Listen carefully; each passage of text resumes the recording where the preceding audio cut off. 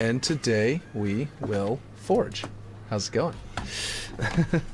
Alright, let's see. So, I need to get into my map because I forgot to do that before I hit the go button. Let's see. We can keep doing Bear Trap. I think that's a good idea. I have been hopping into these other ones a little bit. I might show off the mission again later. I did that the other day, but I might show it off again. Let's see. I do need to minimize this other screen here and get to my chat properly. We'll get it going. And I got a tweet that we're starting. Let's see.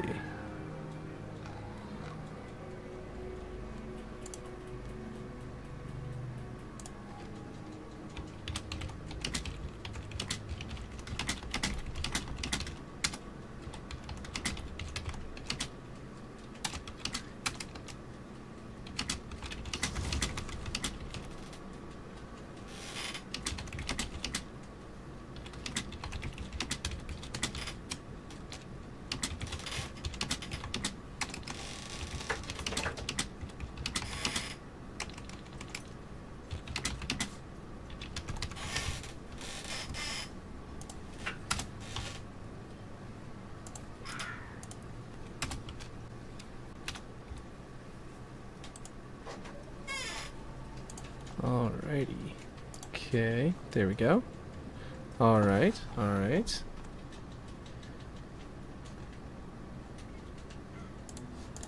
Okay, cool. I tweeted it out. We're good. We're good to go. Ah, no, wait, hold on. Switch to the proper stream. Alright, there we go. Now I can see. Okay, okay, so we're good to go. Alright, so right now we have, I did a bunch of stuff off stream. I figured out what was going wrong with this, why it wasn't loading in. It was a bug on that pad. I had to basically delete the pad and then replace it because something had gone wrong with it. We got that thing going, the rain is going, we've got, I definitely made that area start to feel a little more swampy while off stream. I've changed some colors of some objects that are specifically the, I did some stuff over here. So I felt like these being the exact same pattern as these was becoming a problem. So what I did was I sort of made like a hybrid variant thing that looks like a cool kind of collection of heating arrays kind of thing going on over here, which will heat the area, which we won't be pretty much looking at directly almost ever. And once I bake lighting, it's going to be creating these big old orange glows around this area, which is going to be interesting. And then these are set to be like heaters as well on these sides, and that kind of explains why this area is clear of snow so deep, whereas there's like this ice cavern over here, is because this snow built up over time. It's gonna feel much more like a cavern soon. It built up much more over time because these are not heating. I have this upper light that I might change to a different color, like maybe some kind of basic. Yeah, I think I'm gonna do that right now. I'm gonna change this upper light to like a blue, like it's in standby or something, or maybe even, you know, just like a Forerunner blue kind of color, because I think that would be for the best. That looks like it's the, ooh, that is nowhere near the same color as that. Let's match that color and see if that works out, if I can. That one's close. Do they have one that matches that one? I might need to make it, like choose one that's close. This one might be the closest right here. But then it's not set to, it needs to be like set to emissive, not Forerunner emissive. But anyway, alright, so the point is that we've got those going, which looks pretty good.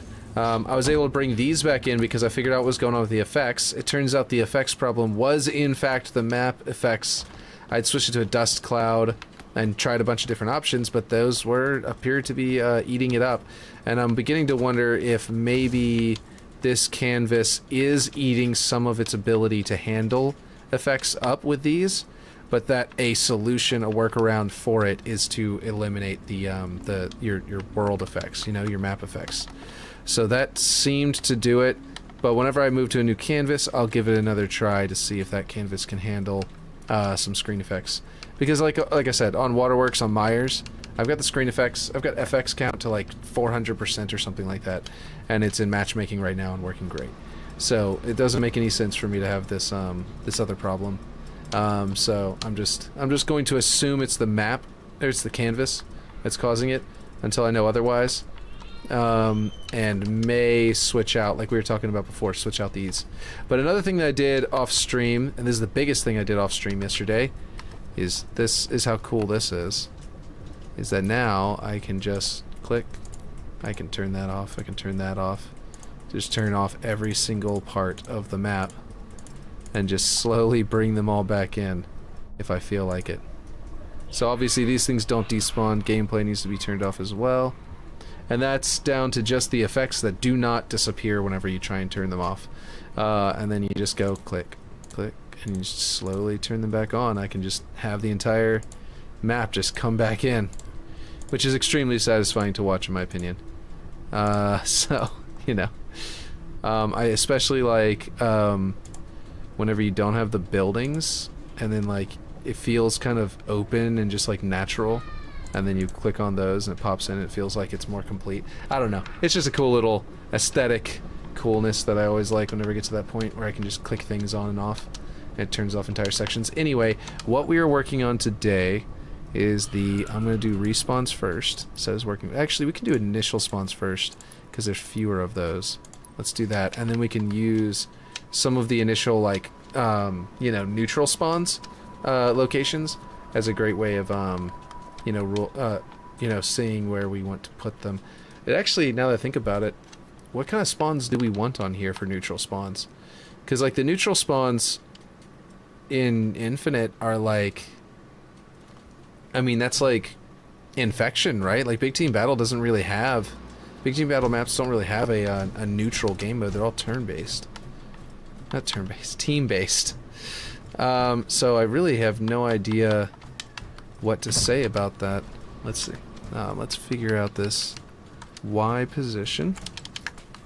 And then on this one we're going to turn it into team, not team, wait, hold on, is that right? Yeah, advanced properties, team designator. Okay, yeah, that is correct. We were supposed to switch that one to Cobra. I was looking for the this one is set to neutral. This one doesn't matter. This is the objects team property is divorced from the team designator on these. Back in Halo Reach, which was the big forge that I did last, I didn't skip 4, but I skipped 5 completely, but I barely did 4 at all. I basically this one, the Cobra, you know, it just makes sense to or used to be that the team here was what team it sort of respawned for the respawn points, but that's not the case anymore. So anyway, what I'm trying to say is, we just change that, do that, and send it over there, and we know it's in the right spot on the other side of the map. So now we gotta do the exact same thing here, except for it's not perfectly aligned. Like if I go 45 degrees this way, it's not where it was before. I'd clicked it 15 degrees this way. So we need this one to be mirrored, actually. Hold on. We need to duplicate both of these. Where did it go? And we need to put these like this, and we need to flip them around. That should work. Let me see. Will that match these locations? Let's see. Yeah, that seems to match the opposite. Yeah, there we go. That's all we need. And then what that means is, though, is that we can, let's see. We can change this one to Cobra as well. And we can change this one to Cobra. And then we can set them both to a prefab. Whoop, that's not what I want. Not the floor. This one, right? So then this one's location on the y-axis is what we want. We go up here, we find it on the Y, Control C, we place it in this one, negative, Control V, and then that should be all of the initial spawns for each team that we need. Now the interesting thing here that we need to consider is that since I flipped it around the way I just did, this one is Bravo and that one is Charlie, right? So Swamp Side is Bravo and Snow Side is Charlie. Over here, this is Swamp Side, and it is Charlie. And Snow Side is Bravo, so they are backwards. And that's because I grabbed them both together and rotated them together. which means what that means is that whenever you have a team that maybe isn't, if you start this match and one of the teams has more players than the other team, I think what it does is it tries to fill them all up. You know, as it puts one player in each one to fill it up. So would actually use Charlie. I'm not 100% certain about that though, and it's very possible that Charlie would just fill up last. Like it'll fill up Alpha, then Bravo, then Charlie, rather than putting one in Alpha, one in Bravo, one in Charlie, one in Alpha, one in Bravo. Rather than dealing it out like you're dealing out of playing cards, I believe that this is going to be a little bit different. So that's kind of a weird thing to have to consider, but it is, I think, going to play a part in that. But anyway, now that we've got our team set up, I think it's going to be fine to do it this way, where basically, in a way, Alpha, if it does that, then Alpha will fill up first over there, and then basically Cobra team will shy toward the desert, I mean the snow, and then Eagle team will shy toward the desert, or the swamp. Sorry, I keep on saying desert. Okay, so basically, I keep on trying to say desert. Oh yeah, this bug was happening yesterday. I was able to drive up this on a Warthog, and it was causing some major issues, and I couldn't figure out. They were not visible, like they were just gone. They had vanished, but they were still somehow. Collision boxes were still here. That was off stream though. That was the last thing I did yesterday. Let's see, we gotta get this thing down here, put it underneath the plants again. And hey, face red eye droopy eyes. It just says face red droopy eyes on my restream, Botrix through the OBS. Let me see what you actually said. I'll have to start opening my own stream on YouTube as well. For if I, to be able to see those as well, properly as well. Let's see. Click it. You're lucky I'm awake. Oh, cool. I'm glad you're awake. So, I guess while I'm here, I'll do the YouTube stuff where I set what it's going to be in. That'll help people find it while I'm still live. Halo Infinite. Save. Because whenever I go through Restream, it doesn't set that up. It's kind of annoying. Alright, here we go. And then I will mute this. Because I do not want to be... yeah. Cool. So basically what you're telling me is you're extremely exhausted. End of the day, very sleepy. Makes sense. Let's see, probably not going to be awake for much longer. Yeah, that's unfortunate. But welcome to the stream while you're here, Aaron. Let's see. I'm trying to figure out... See, I don't know if this was a good idea because now it's got a stopper. See? I think this was what I did a long time ago and I don't think I knew any better. But this side is the side that has the little, like, ramp built into it. So I actually need to bring this around this way and do it that way. If I want to make a ramp that comes up onto this, up into this doorway to get the grav lift that launched you up there, which I do need a place. Let's see, wanted to go to bed an hour ago, but was waiting on you to get on. Oh yeah, sorry about that. Yeah, I had ended up having to like do a whole bunch of stuff, like take a shower and stuff.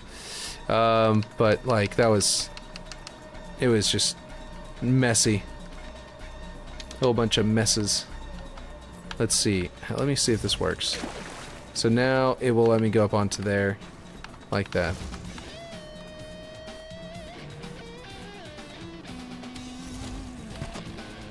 And the idea is that I wanted to be able to run into this door, but I don't know if I actually do or not. I still have to decide if I want you to have to jump in here.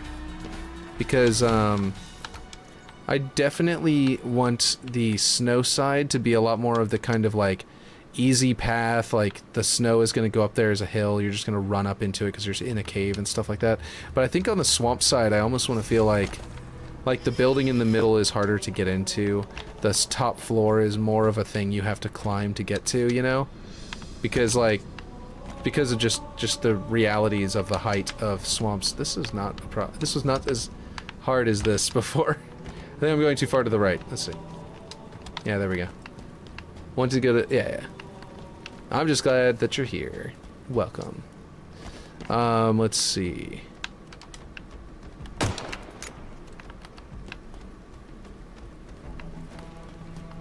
What do you think about how this map is going, Aaron? Obviously, the desert is still annoying and not at all what I want. I still want to switch to the snowy canvas eventually. But in the meantime, how does it look inside the actual map? What are you thinking? And I obviously need to get some stuff sorted, like this stuff. I'm gonna go to bed. Oh wait, that's not a new message. Oh, you said dunno. Why isn't it showing up there? That's weird. It immediately showed up in chat. There it is. Interesting. Apparently, I'm really late on YouTube chat. Like OBS is. I didn't realize that. Just here to talk to me, really? Well, then let's chat then. That nonsense is happening on Kick.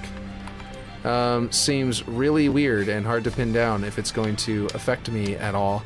And my channel, my stream, because it wasn't me who did it. It was some other asshole, but like, it was also one of the founders of Kick was in the chat at the time, which is just really obnoxious. It's like, I'm trying to invest in your platform, guy. I'm trying to invest in your platform for me, but it's invariably it's going to naturally cause me to invest in you. But why you got to go on there and be a complete and total ass and ruin it for both of us? I don't understand. You know what I mean? Let's see. This one is a little much. I think I got to twist it that way to get a good hill. This is beginning to feel like a good swampy, like, this is the swamps that I've been in Louisiana. Not literally gone into the water of, that would be dangerous. But yeah. But the way that these hills are kind of like coming straight up out of the water, but not too high. Easily, you know, something that will get completely buried if if the water hits it right, you know? That kind of thing. How many maps are you doing at the same time? I am doing a lot. Okay. I am currently working on this one that I'm calling Bear Trap because it kind of resembles a bear trap, or it did more so before the bridge looked like this. And then I'm doing Overlook, which is the one on the cliff, and then I'm doing the one under the water, which is called Division, and then I've got a campaign mode map that I'm working on, and I'm helping Ripshade with 2 of his maps from time to time, and I'm trying to get to where I can help, what's his name? Shitography Studio, he also goes by, I was trying to remember his other name, his Dragon Ball Z maps, and gosh, I feel like I'm forgetting one of mine, though. I feel like I'm forgetting one of my own maps right now, and I can't remember what it was. But yeah, so all of these, I'm also working on Waterworks to try and make a hydrostatic version. So like, yeah, I'm working on a lot of them at once and dividing my attention, and Forge is not exactly conquering me despite me being divided, but kind of. Let's see. So yeah, it's kind of overdoing it probably, but ooh, I'm putting a sniper rifle up here. I do not want to put a start location spawner up there, but I don't mind putting one in here somewhere. I'm gonna put this one going into the base because the vehicles are pretty powerful, and if the base neutral spawn points are like, you know, inside these tunnels and have to enter the base still, then that might be a little better balanced than oh wait, that other side, does it have a ramp? It did have a ramp. Yeah, it did. That's right. Cool. Maybe that's right. I don't know. I think that's right.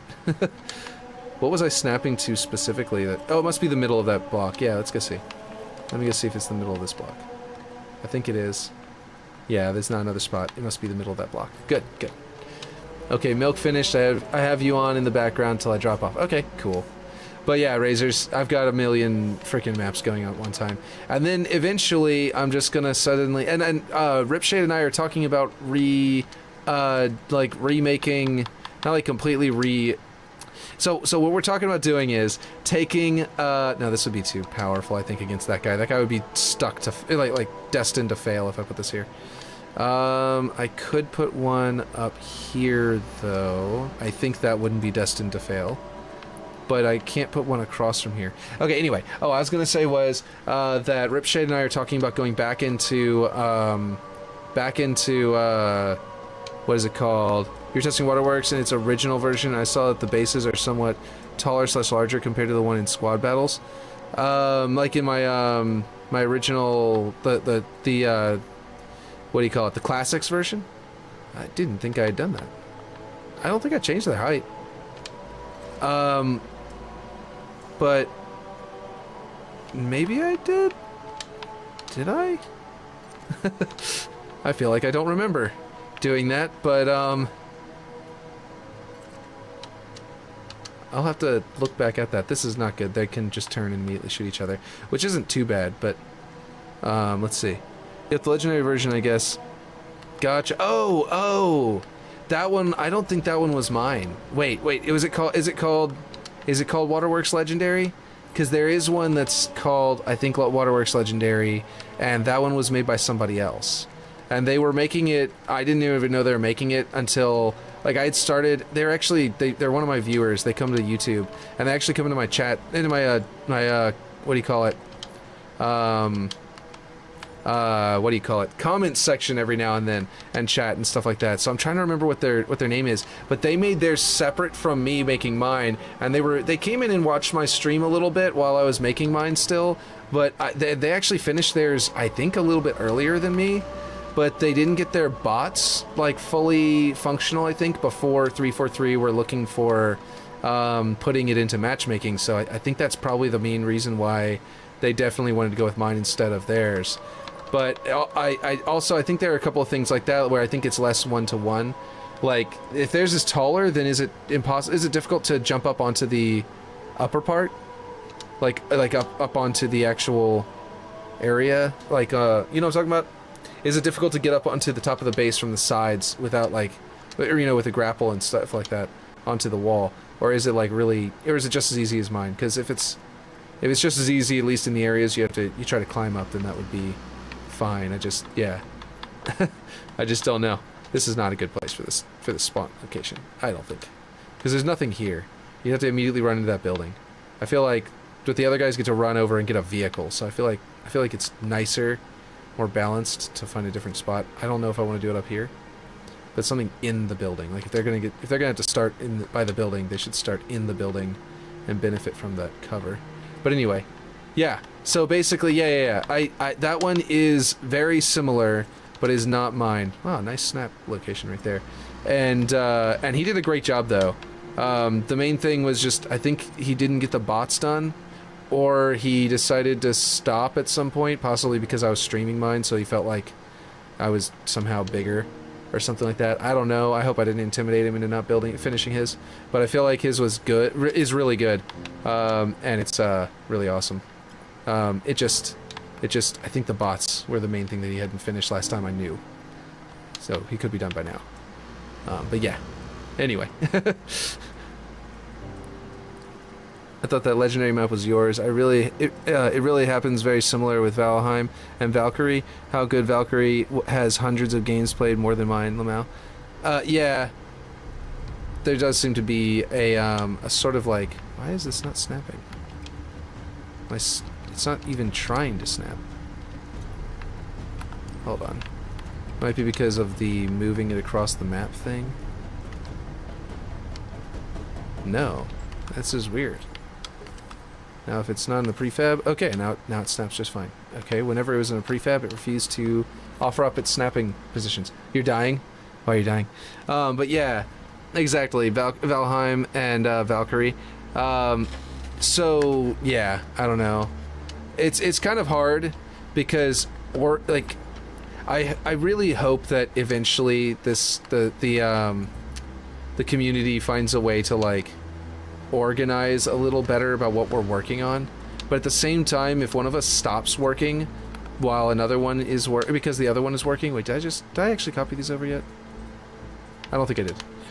Then the problem becomes that we end up, one of us could quit, and if one of us quits making their map just because they, you know, they're not, you know, they feel like they're the one that's not farther along or something like that, I don't know, then what ends up happening is that the other person, you know, might quit as well, and then like the whole situation means that neither map got made, and it's kind of lame.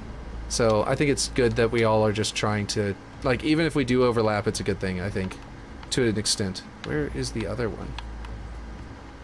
Oh, there it is. I just didn't finish rotating it correctly. You see what I mean? I don't know.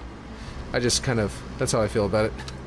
That's why I was, like, encouraging him. We were swapping back and forth ideas. He was going to make a thing like... I'm planning to make hydrostatic, right? He had some ideas on how to do that. He was going to rotate the middle building. Like, this whole middle building, he was planning to rotate. How did... Oh, weird. This... I didn't copy these. I must have done this after I copied the whole base. I need to go in here. And then go up here and say... Base Cobra and set as working folder. So I can duplicate these and now they're in that folder. But yeah. Gone off to McDonald's, by the way. Oh, okay. Sounds cool. Enjoy getting a Big Mac or or chicken nuggies. That's I always get a Big Mac. But I know you like your chicken nuggies, so you know. But yeah, the point is that yeah, if the Forge community stops making their maps that are too similar to one another and then one of them quits. Like if I just take too long to finish something I'm doing. You said gone off McDonald's, by the way, right? Burger King is greater than all other burgers, Kappa. I don't like Burger King because not because they're not tasty. They're perfectly fine as far as flavor is concerned. But maybe a bit TMI. But that the smoky flavor liquid they squirt on it as they cook it gives me the runs.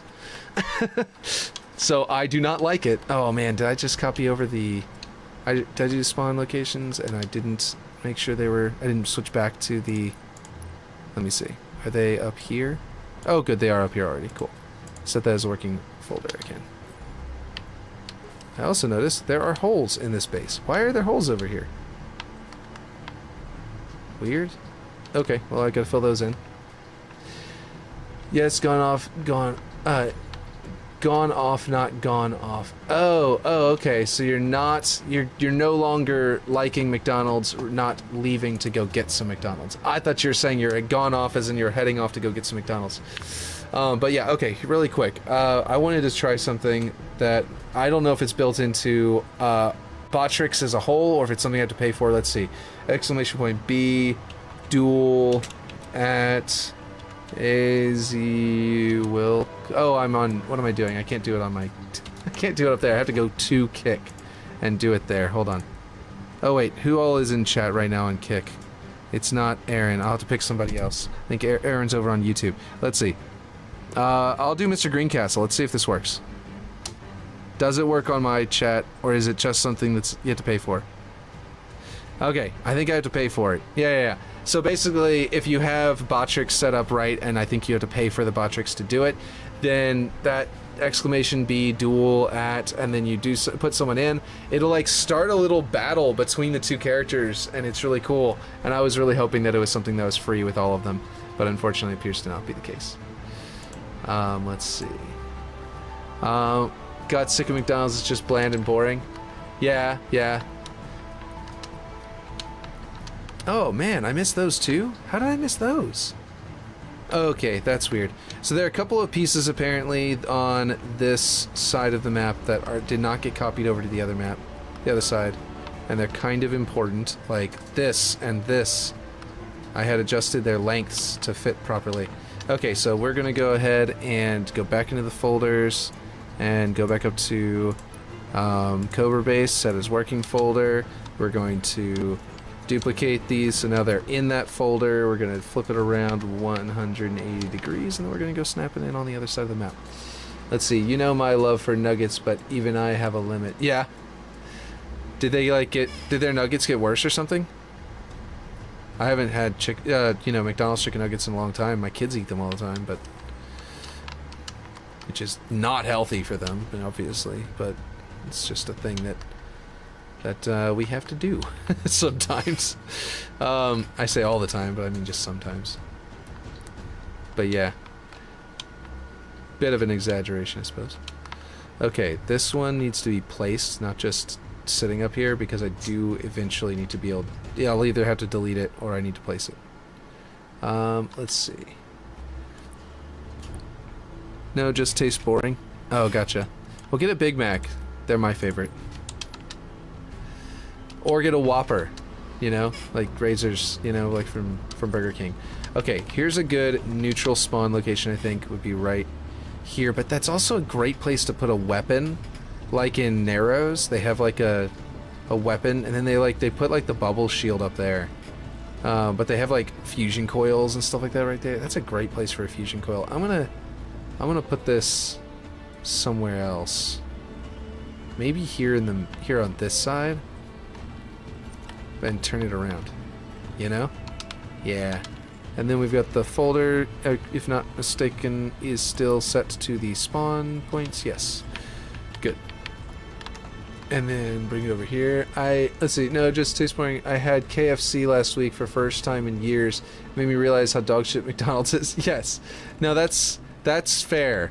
And you said they were gonna open up a what do you call it? Gosh, why can't I think of the word? Popeyes, right? Over there? Did they ever open that Popeyes up, or have they not done that yet? Because I am interested to see what you think of the Louisiana kitchen. Let's see. And anyone else too. Please. Oh, I just deselected the thing I had just fallen all the way over here to get. Okay. And then I gotta prefab them. Opens tomorrow? Oh man, that's great. Well, you're in for a treat. Let's see. Let's put this over here. This does not appear to have rotated around correct. Oh, I see. This goes over on this hip. Oh man, I love Popeyes. Like I warned last time, whenever you get your biscuit, just make sure you drink some water with that. If it is as dry as in Louisiana, it's dry, buttery, crispy. It's not a you know, cookie. It's not a British biscuit. But it's dry. It's a very dry kind of very buttery, kind of salty, delicious like kind of biscuit. Now they might make it different in Europe because they know that you guys don't like bread the same like styles as we do, and we don't like them the same styles you guys do. So it would they probably will have an alteration to it to their general flavor. But you know, it'll be cool. It'll be cool to see what you think. So one of the reasons this area looks swampy, and what I'm actually going to do is, you see this like placeholder object that I had for the shape of the map, that like, we had this gigantic wall piece here from the very beginning just to give a shape to the map. It's just a scone but bigger. Well, it's a ship's biscuit is what it is. It's the evolution of the ship's biscuit.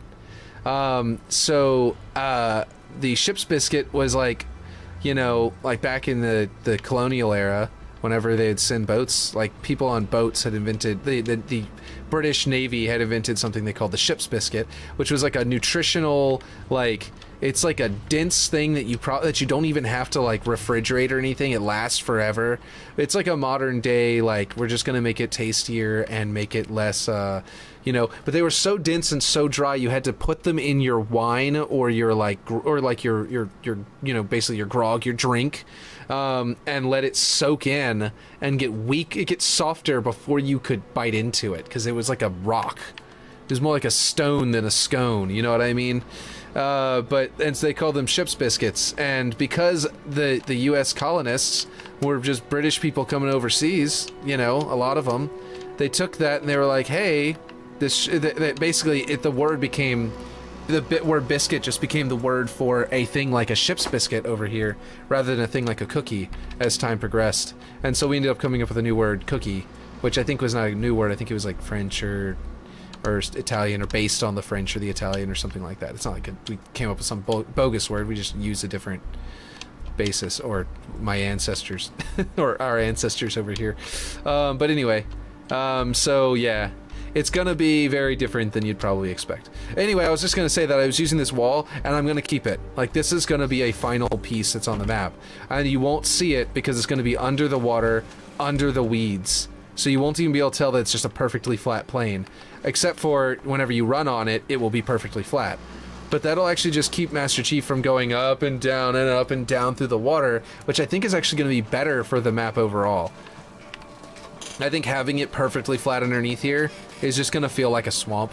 I mean, if I go out of my way to like make an area that has like a pit, to where like an alligator might trap you in the by digging a pit there and make you fall into it and never be able to escape, and then, you know, die and slowly start to rot, and then they can come over and eat your rotten flesh like they like to do, then, you know, that'll be cool and all, but I don't think that that's really necessary for this particular map to be good. You know what I mean?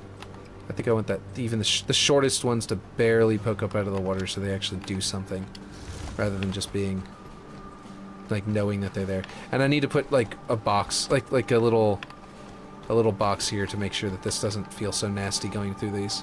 But yeah, anyway, the point is, yeah, so we need the ability to turn off collision on objects. We also need to be able to tell an object to stop rendering, because if we can just like tell an object to not render, then we can turn anything into a collision, into a blocker. It would be like glass kind of thing, where glass is like basically a really cheap blocker if you do the 10% glass. And in here, the reason I'm saying that, and the reason that just popped back into my head, you know, like we often talk about in here, is that I would love to be able to place one of these in, like, scaled down, like inside of these, to just make it to where it's a blocker that has ramps on all sides, and you can just like go over them, kind of thing. Maybe a little bit lower so that these two do actually block your path, because they look like they will, or they should. But like just sort of like, you know, like this. If I could make this not render but keep the blocker, that'd be awesome. But I don't know. Maybe it's for the best that I just figure out. I just block you from going inside of the area in the first place. I don't know. But yeah. How are the chicken sandwiches? They are the best that like in the US, if you compare it to the chicken sandwiches that any of the other like fast food, like drive-through you know, places produce, they are the best. 100%. Their chicken is so soft inside and so crunchy on the outside, and everyone else is either soggy on the outside or not, or not, just nothing on the outside. The breading is useless, or it's literally a grilled chicken. You know what I mean? Like, they don't. If you prefer grilled chicken, they're not going to be the best. But if you prefer a fried chicken sandwich, they're the best, in my opinion. If we're talking fried chicken, that's what I'm trying to say. But they literally, like, they put Chick-fil-A to shame, and everyone else. They're just so good.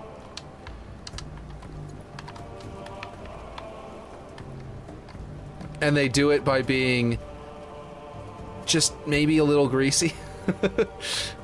but it's grease that you'll be happy to enjoy. It's that kind of greasy. All right, here we go. So now we got a slope here, so you can actually just run up. There might be a bit of a dead zone in the middle of this corner, but otherwise we got good slopes here, and the hill looks pretty decent. And then it goes up to this. What the hell did I just hit? What was that? Did y'all see that?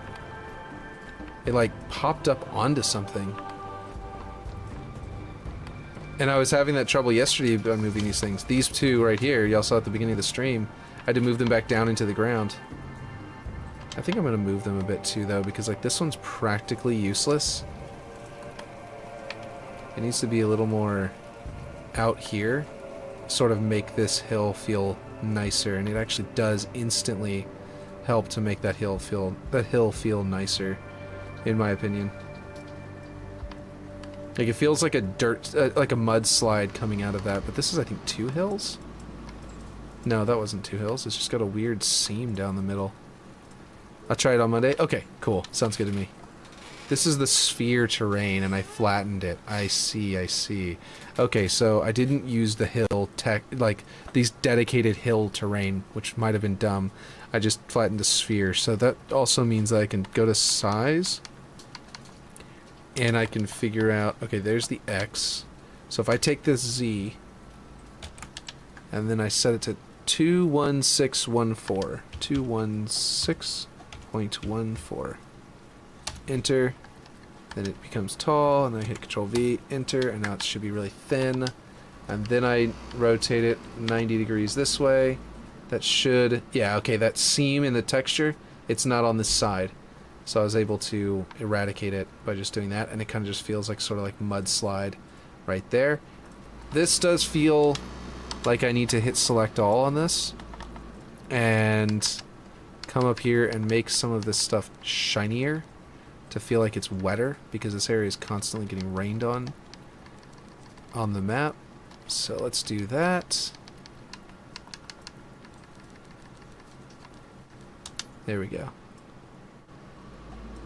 Now it feels a little bit wetter, a little bit nastier. There we go. Now it's really wet on this side. Yeah, that works. That's exactly right.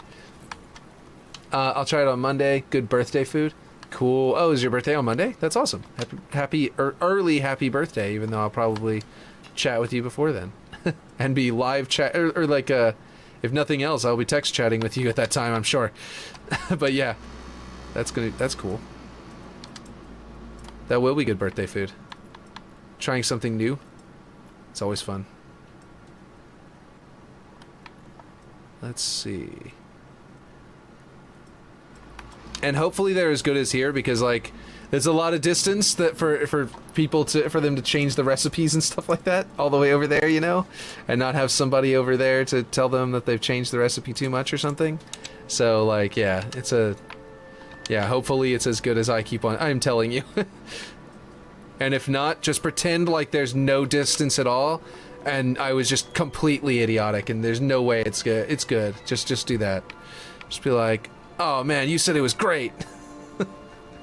I think I need to flip this one over, which I haven't done to any of them yet, but the angle here, it's calling for me to flip it over so that that corner pokes out into that area there just right, and then it has sort of a flat side here. But yeah.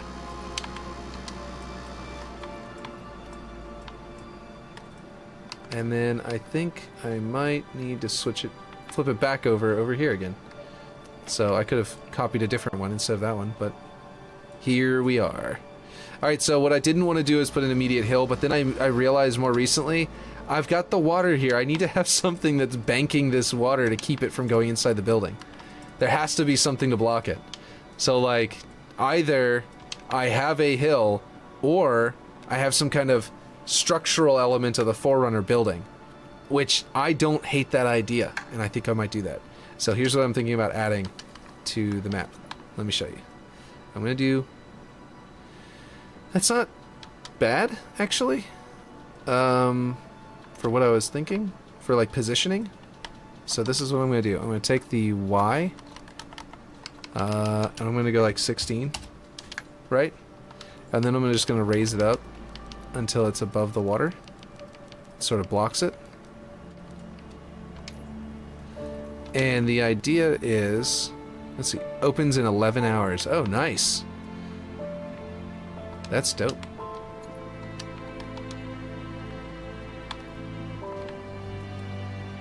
And I'm basically just going to do this because I'm thinking that what they would have, that's a 10-degree angle. I probably don't even need that. What I'm going to do is make it a super shallow, well, I probably do, yeah, I'll do 10 degree. That looks good. Because what I wanted it to do was basically be, I wanted to go like split down the middle and then change angles that direction, right? And the reason is because I just think that that will help with preventing people from bum rushing straight into the enemy base, and like making the vehicles a little bit more balanced. There we go. Because that means the vehicles, when they go out, they can get back in, but I'm gonna be able to like regulate where they can get in. So I could put a ramp, but it's gonna be just like it could be like just here or something, like, you know what I mean? Just like a certain width of this. I know the tree is moving back and forth in the way, and like just in front of that door, so then it'll be harder to get up in the middle there. Or maybe I can do some like dirt piles, more likely, but basically I can have some areas where there's no dirt to make the ramp, and it'll like there's no mud gathered up. Won't try it tomorrow because I know it's going to be super busy. That's a good point. They might even be out of chicken sandwiches by the time you go, though. That happened when the chicken sandwich started. It hit all the stores across America, and and immediately every store across America had a line of cars going out into the street blocking traffic. And then, because it was so good, And it wasn't just like, oh, it's exciting. It was a bunch of people going, I want to go try it, and it being so good that they were texting their friends and being like, it's amazing, go get one. And the line was like that. And I didn't get to get one at all for like 3 months after it came out. It was insane. It was like a video game release. It was like they had released the new Nintendo console or the new Xbox. It was insane. I think Sony generally... the reason I didn't say Sony is because Sony generally makes enough consoles, generally. The PlayStation 5, I think, is the first time that they really ran out that same way. I'm pretty sure... maybe I'm wrong, maybe I'm just misremembering, but I'm pretty sure Sony they just make enough. And they don't run out as a result. But I could be wrong. I could just be remembering wrong, like I'm saying. Want to try it? Yeah, want to try it tomorrow. Yeah. That's the same thing you said before. I was about to read it like it was something new. Okay, so that's kind of annoying. Oh, that's really weird. So I might move it a little further back so this ramp also adds into this foot. Right? Because if you can just sprint up it... I originally wanted it to be something you could hide from vehicles on. But I think that... Yeah, maybe I'll do that. Maybe I'll move it this way, actually. Because if I move it further out... Yeah, that's what I'm going to do. I wanted that thing to be a place you can hide from vehicles on, so if I make it to where this ramp makes it too easy to get up onto it, that'll be a problem. So let's bring it this way until that slope basically disappears, and we'll actually use this to sort of explain where the slope should start by having it start right there. Perfect. And then we can remove it, and I'm going to have to change the length over here. But I don't need to change the length over here. X size. Let me see.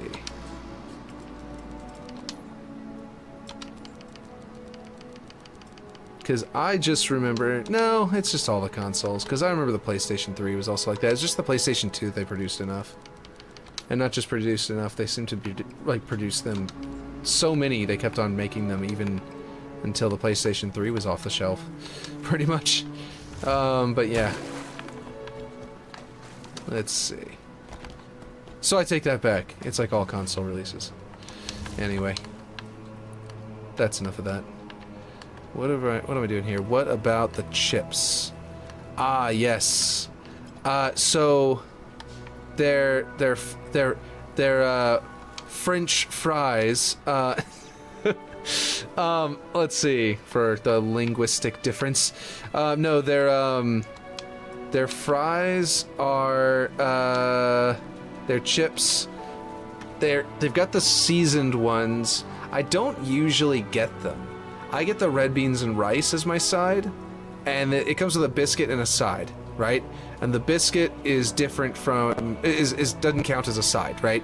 So you might think that it'd be a biscuit or fries, but it always comes with a biscuit and a side. The sides are fries, red beans and rice, or mashed potatoes, and I think green beans. I don't like their macaroni and cheese. I think it's greasy and gross. I'll be perfectly frank. I think that it is greasy and gross. And I don't know why anyone would get it. It's like nasty.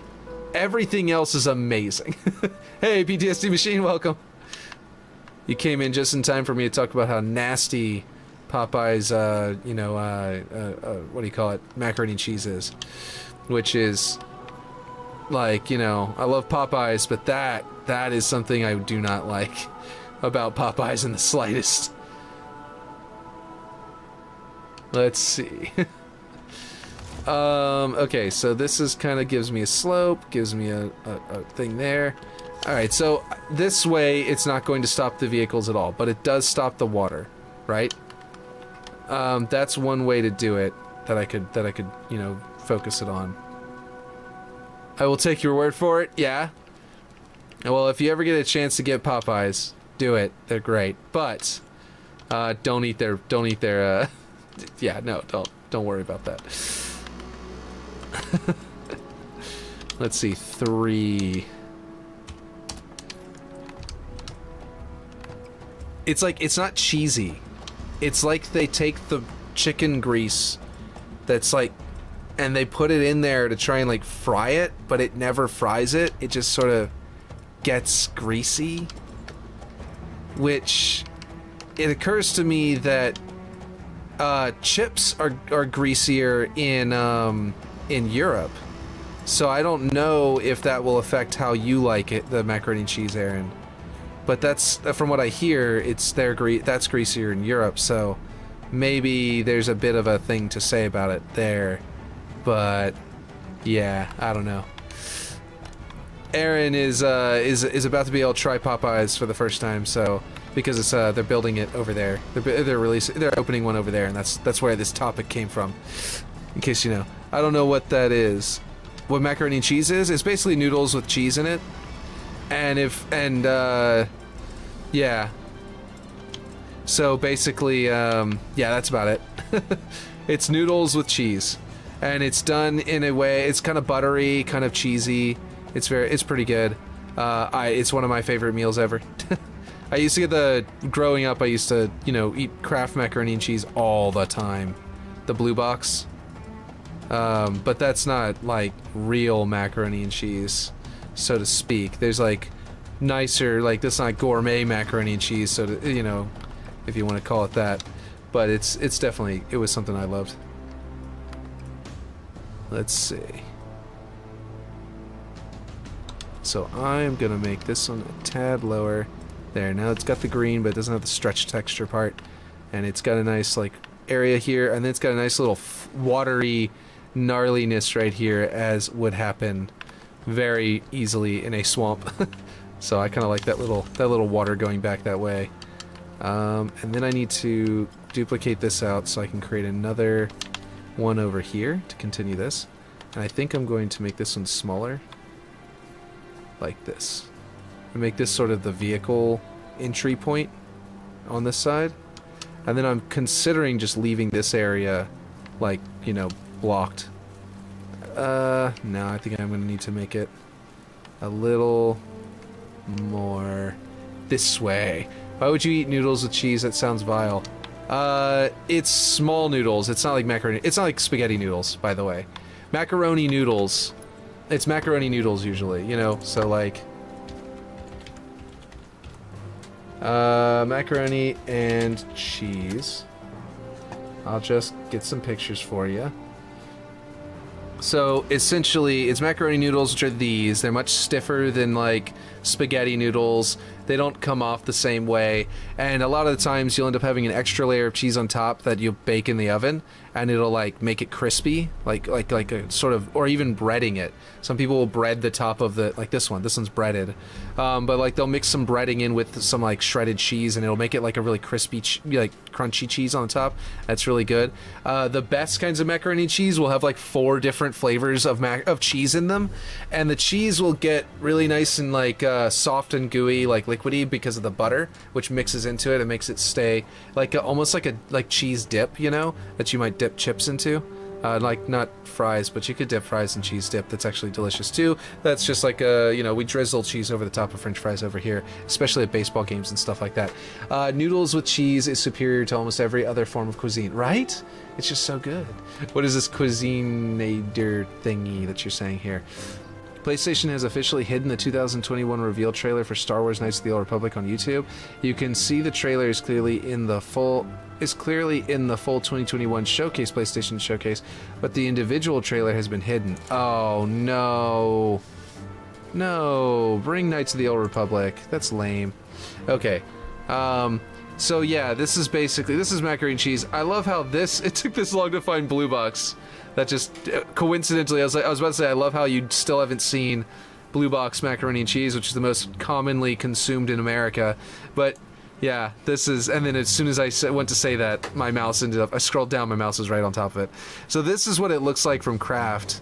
It's and it's very different. The cheese there is dehydrated, so it's like in the form of a powder that you mix with milk and butter, and it like turns back into cheese because it like gets the stuff that got dehydrated out of it. It is not the best macaroni and cheese, but if you add some fresh like cheese to it, it can become really good. It's a good childhood macaroni and cheese. But anyway, Will, your thing about melting cheese over French fries is only a southern thing. You won't catch any northerners doing that weird stuff. Wait, what? Really? You don't do chili cheese fries? Chili cheese fries. We put chili too, but dude, chili cheese fries, it's literally you just dump chili on top and cheese, and it's like, it's so good. It's like eating a hot dog, but there's no hot dog, it's got fries instead. I don't know why that's a good idea, but it's good. It's delicious. And they tend to use this cheapo, crappy, like, melted, you know, what do you call it? What is that kind of cheese that comes in a box that you don't have to refrigerate? That's like, how is this cheese? That's disgusting. But it's actually tasty. You know what I'm talking about? They tend to use that cheapo cheese on top with the and cheapo chili. But if you do good chili and good cheese, it's even better. But these fries aren't like the more soggier fries like they do in Europe, that from what I understand. These are the crispy fries like from America. So like even if you do potato wedges, it's not as soggy as over there. So like this chili would actually like soak into the fry a little bit. Which is actually pretty cool, instead of being resisted by the oils that it's cooked in. But anyway, yeah. Let's see, you Americans eat some interesting stuff, right? I don't eat that nasty, cheap stuff, so yucky. This is one of the funny things about it, is because, like, French fries, right, were made in, like, Hungary or something like that. I don't remember. Or Belgium? Anyway, and they were described...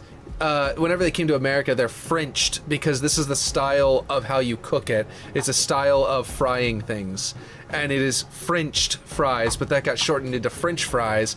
We now think in America a lot. Most people think they were invented by French people, but those of us who do know better know that that's a term because of the way it is cooked, or the way it's cut. That's right, not the way it's cooked. It's the way it's cut. Right. Cut into those little long squares is Frenching it, and or something like that. Anyway, the point is that most people don't even realize that part, and so think it's like made in France. And then people in Europe are like, nah, no, it's not.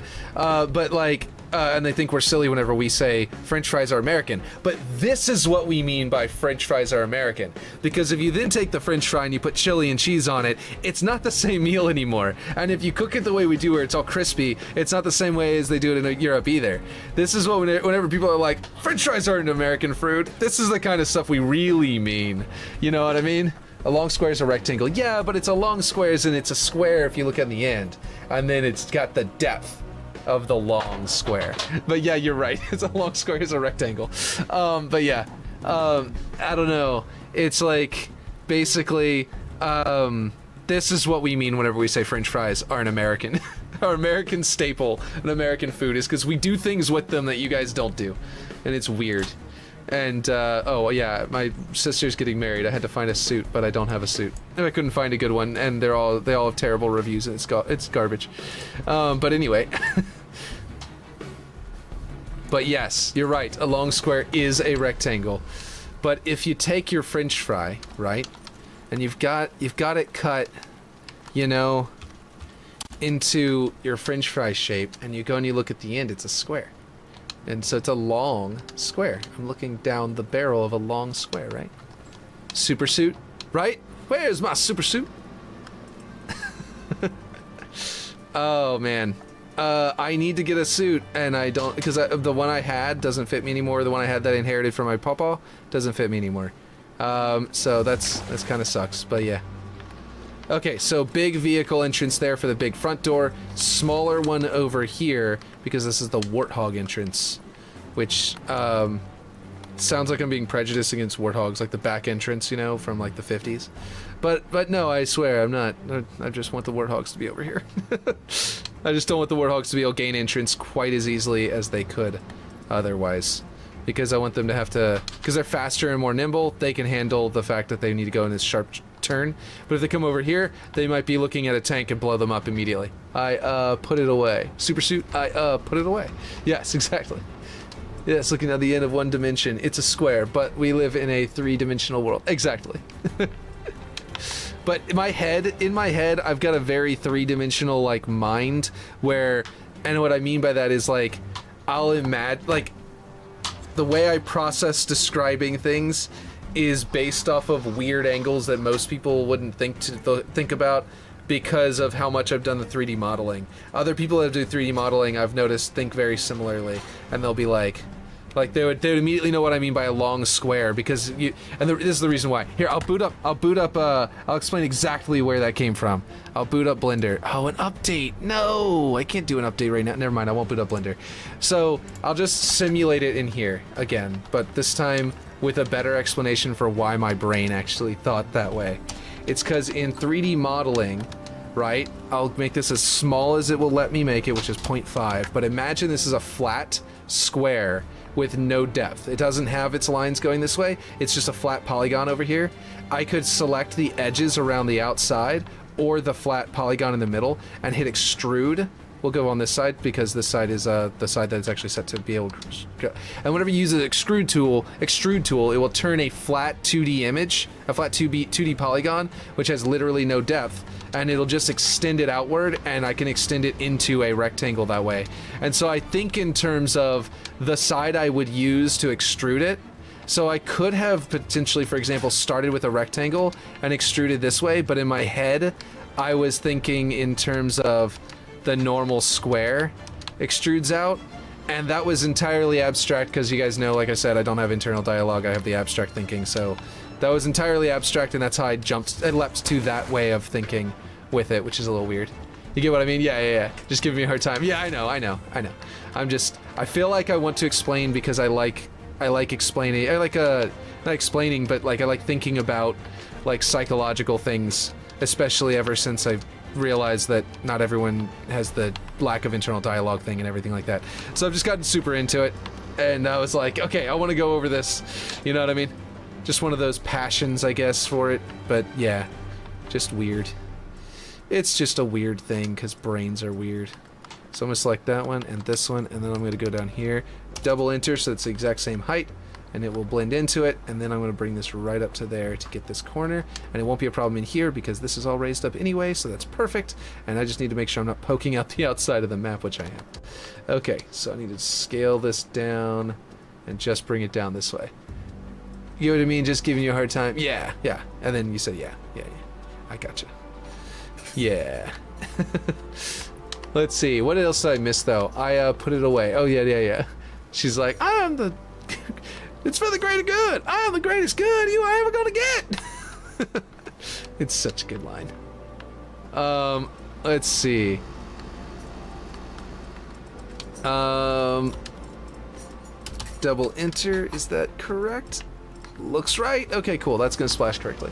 If I stop talking, you know why? Because you fell asleep? Yeah, no, I do know why. And if once you get your first Popeyes, and you stop talking, I know you went into a food coma. Because because of the way it's very American, it might be one of those things that makes you feel, why did that word? The itis, that's the word. We got a word for whenever food makes you super sleepy over here, especially in the South. I don't know if this is the entire United States. We call it the itis. And that's whenever you eat like turkey, then the tryptophan gets to your brain and starts making you really drowsy and you want to take a nap. Well, if any other food does that for any other reason, like it's so greasy, for example, really greasy food will do that. But yeah, there's just like, yeah. Yes, looking down the end at one dimension. Yeah, yes. Okay, cool. I just want to make sure I didn't miss anything, so I was going back to re-rate it. That is visually three-dimensional. Yes. So we have, I like this. I actually really like this. I like that it goes up to the metal there. I like that it goes up to the metal in the middle. And I like that it's forcing warthogs to kind of go around this outer edge. I don't know what you guys think. I do think that that seam was a little rough, and I want to kind of put it more like there. That looks better.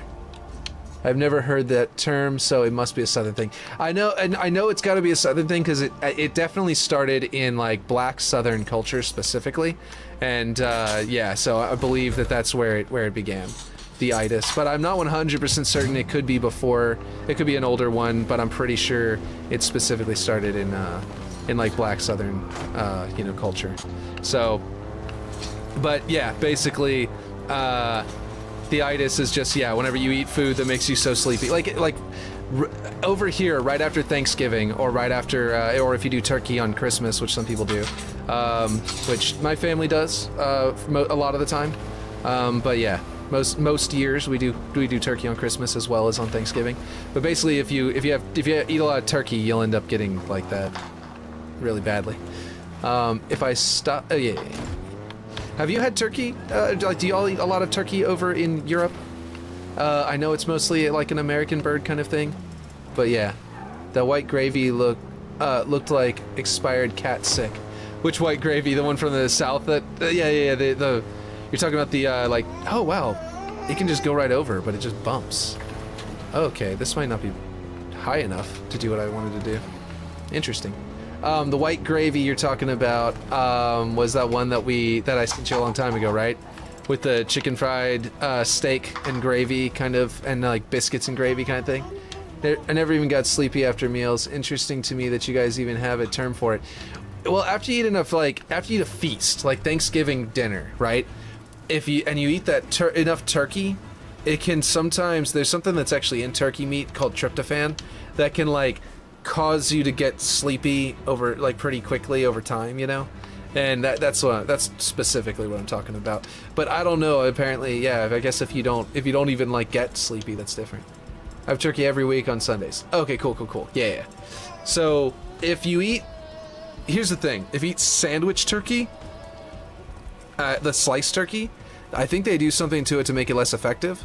But if you eat turkey like thick, like slices, like cuts of turkey, like on Thanksgiving, where you're cutting it straight out of the meat, out of the bird, you know, where you like carve the bird at the table, you know, all that stuff. That's whenever the tryptophan will really start to take effect. But yeah, I ate enough for a few people, but still never had that effect. Really, that's crazy. It's really easy to like ignore because it's not that sleepy. You know what I mean? So I can imagine it's also just like if you did get a little bit drowsy, it may be so subtle that you'd have never even noticed it. But like the itis can take effect more heavily. It also especially happens whenever people have diabetes, and we have a lot of that in the South too. So like yeah, it could be that too. I'm not actually sure, but yeah. Why am I up here? Why am I on the snow side of the map at all? What the heck? Let's see. I ate enough for a few people. Yeah, I gotcha. Maybe metabolism has to do with it, because I have fast metabolism. That'll do it too, because I also have fast metabolism and I don't get really affected by it. I know the term and I've felt it, like I can feel it, but I had to be told about it. I had to have it pointed out to me as well. But like my uncles and aunts would go for a walk after Thanksgiving dinner to work off all of the food that they had just eaten, but also because they were to like get a workout a little bit so they could work it off, but also because they wanted to avoid the feeling of getting it, basically. And they mostly live in Texas and Oklahoma and stuff like that, so they're less Louisiana, where it would have originated, but yeah, or where I'm pretty sure it originated. But yeah, the term, I mean. But let's see. Okay, so now we got swamp water going right up to there as well, which looks nice. I might need to twist it by 15 degrees that way, and that maybe a little better. Maybe one more. There we go. Now the angle is more correct. But yeah. Uh-oh. Can you guys see me? OBS just said reconnection. Wait a minute. Did the stream just die? Or did it just die temporarily? Hold on. Let me check my YouTube. Let's see. Live, please? Okay. YouTube appears to be going well. RIP? Yeah. Oh, yeah. It's going weird. Wait. Is it going now? Is it going smooth now? Hold on. Let me check Kick. It's back up on Kick as well. I wonder if it started it like it's a new video, or if it's still the same stream. Yeah, my computer went do-do-do, do-do-do. And the first one I think was that I missed the message for the first one because it disappeared for the second one. The first one I think was saying the connection dropped, and then the second one was saying OBS reestablished connection, and I was like, wait, did it drop? What was that? So yeah, I started saying something about metabolism, then it blanked out. Smooth now though. Good. Okay, so it must have been like a weird network thing. But basically, yeah. I was saying that basically it could be metabolism. It could be you know what else? you metabolize things differently because your stomach chemicals work differently if you're in a hot climate versus a cold climate. So it also could affect us worse in the south just because it's hotter here, you know? So like, or and like it could be, you know, because maybe because we're used to the heat, our stomachs are used to the heat, and then it's around Christmas or Thanksgiving that we eat it, so that we eat a bunch of turkey, and so it suddenly hits us worse. That could play into it, but it still would just be metabolism and digestion, like how that works. But yeah, anyway, I don't remember exactly what I had said whenever I died, so I can't really continue with the exact sentence. But yeah, basically it was something about that. This feels like it's crooked. Is this crooked?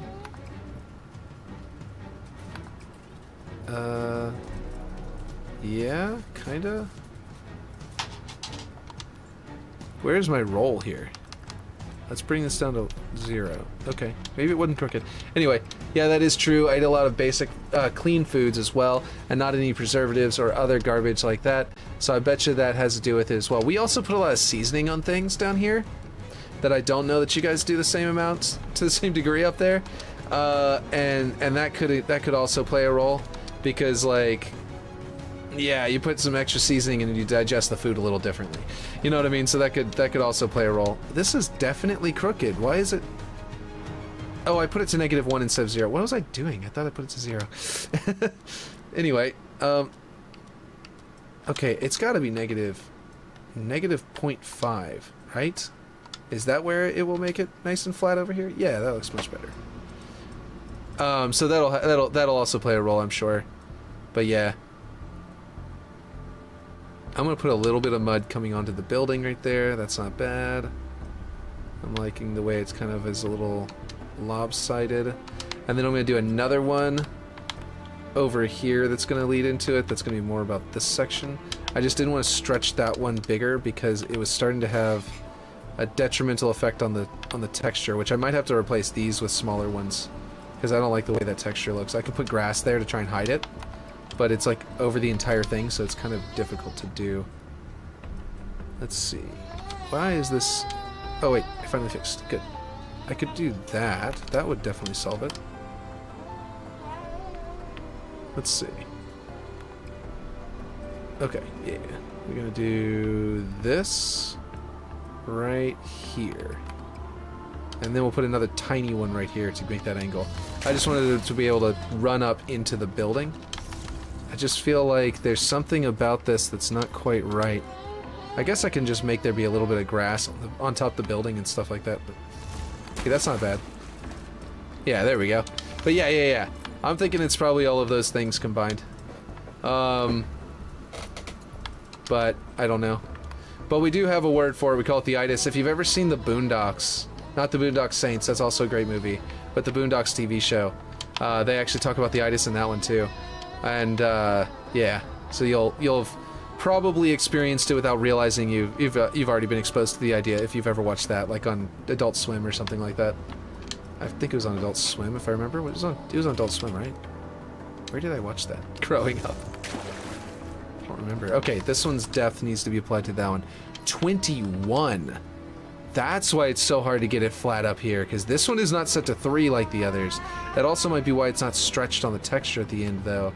So I definitely want to keep it that way. That means I need to bring this one up, probably to 3.6, and then bring it back down into the ground. But yeah, there we go. That was a weird, like, stream hiccup, though. It was just like in the middle of our conversation, just suddenly couldn't talk anymore. Let's see. I definitely want some grass, some mud on this, like, smooth, on this transition to be a little smooth. This side is definitely showing a little worse for wear. There, that looks perfect. I think that looks good. Alright, so you can now go up out of the swamp here and get into there. It's coming out very nicely. Yeah. Actually, PTSD machine. What do you think of Popeyes? Have you had Popeyes? Oh, hey, how's it going? I am streaming, making a forge map. Welcome to the stream. Let's see. This here would probably be... I've never had it. Oh, wow. You should try it. It's good stuff.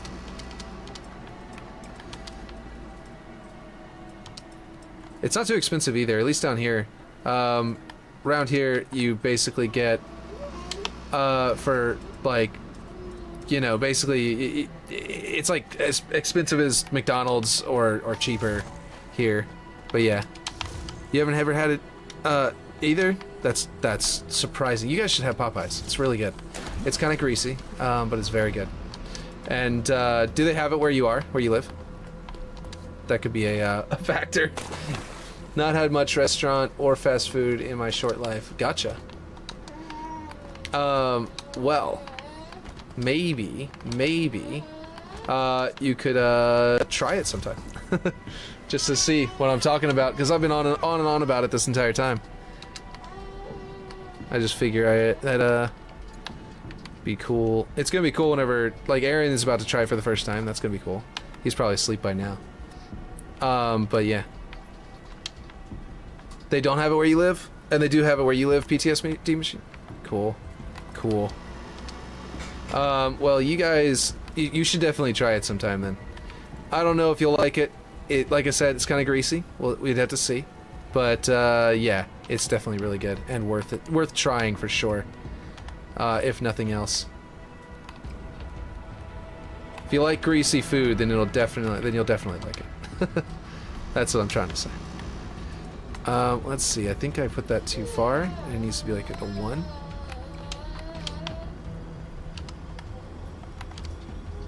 Let's see. I'm gonna try and turn this way and try and get a good angle here. To try and, I actually hadn't had it in a long time. For some reason, we just didn't eat it for a long time, and then we just recently started getting it again. That's kind of why I'm on and on about it. I kind of feel like I maybe overdid it here, and I need to... Like, this piece doesn't look the same as the mud that comes out of these other pieces. And I feel like I've done something wrong by emphasizing it too much. Like, trying too hard to... Like I did over here, and it came out great, where, like, it looked like a mudslide down the middle. And I think it looks really good. Once there's plants on top of the seams, it's going to be really, really good. But over here, it kind of feels lumpy and weird. You know what I mean? Had my oh, you had your nap? What's going on? Oh, I was just saying that, we were just all talking about Popeyes still, and I was saying that the reason I was on about it because we got a new guy in here, and I was just saying or a new person to join anyway, for today, and I was just saying that, basically just explaining what I was why I was on and on about it, and I was like, yeah, Aaron's gonna get some, soon, so, you know, because it's just opening up where he lives, so, yeah. Just explaining.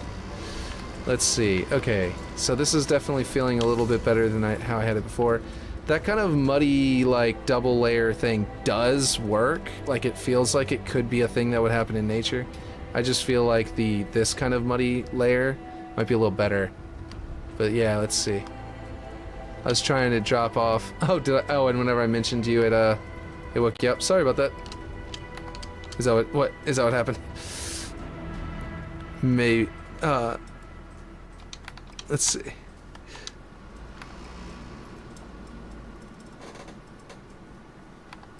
Let's see. I need to scale this up. It is refusing to take a good angle to make that thing disappear. And I think either I need to make it disappear more, I need to try a little harder, or I need to just move this thing. Like, this piece might just need to move.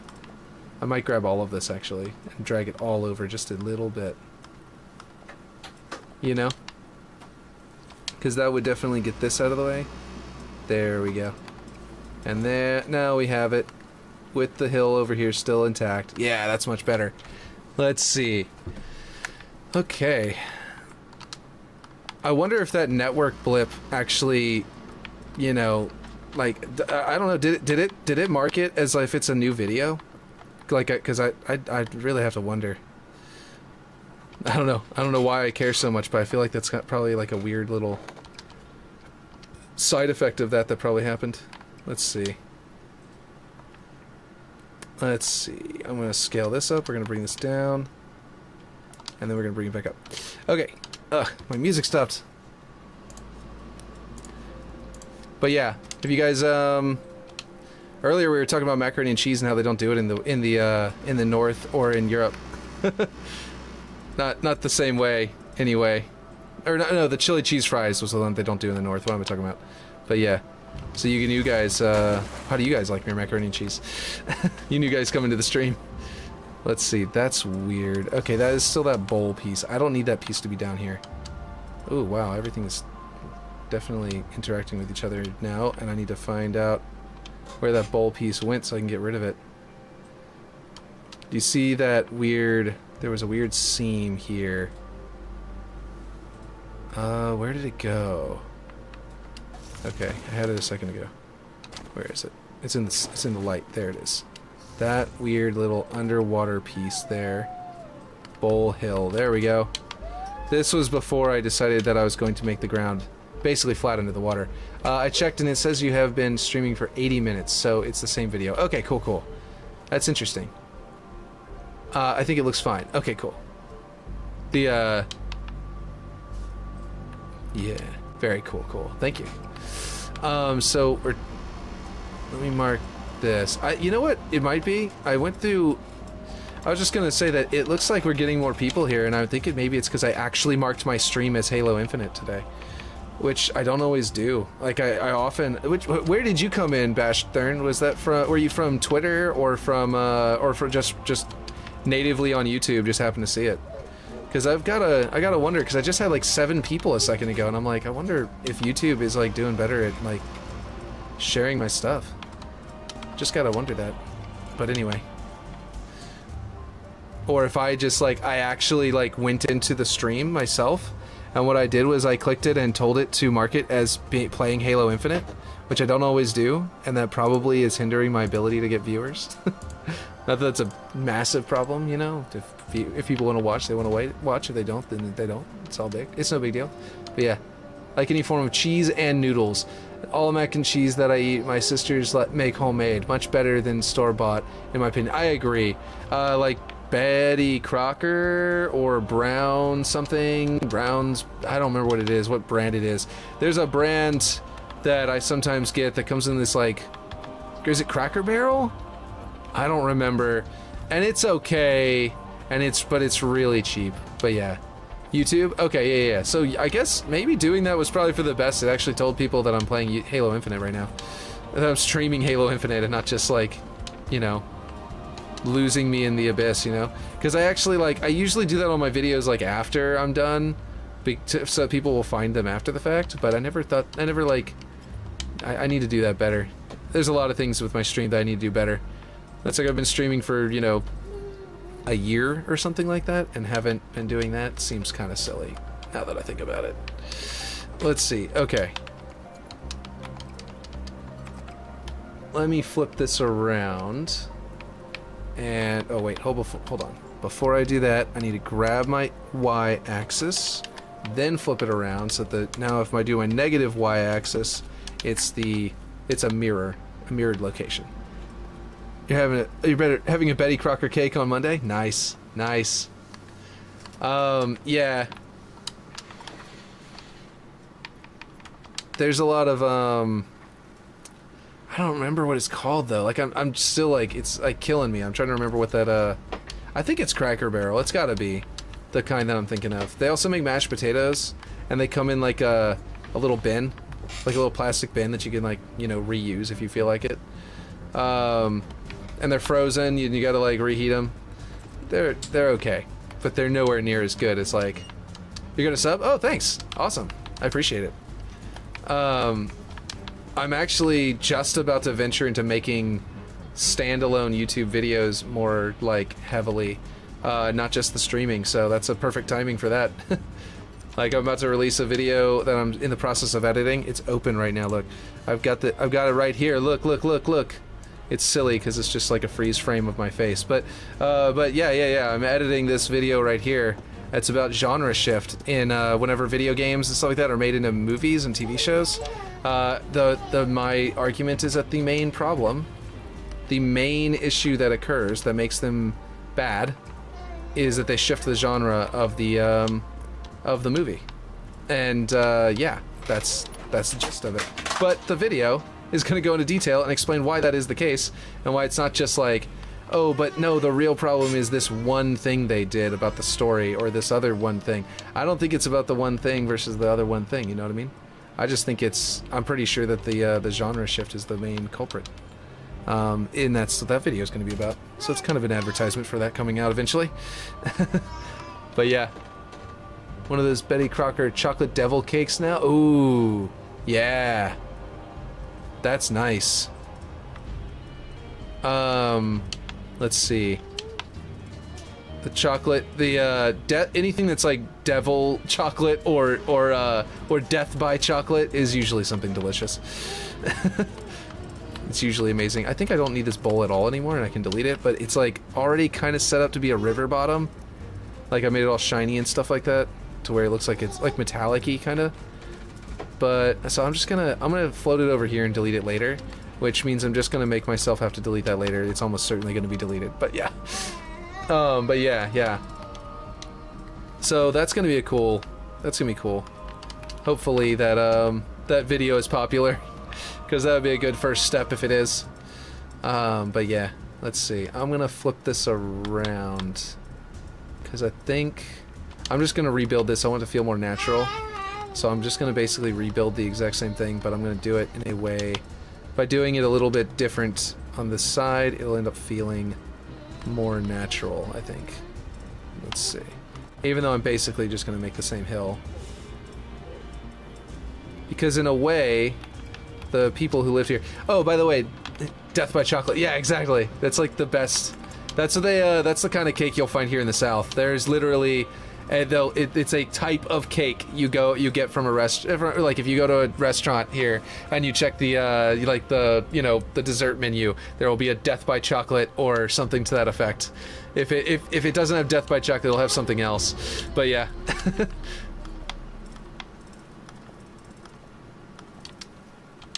It's great.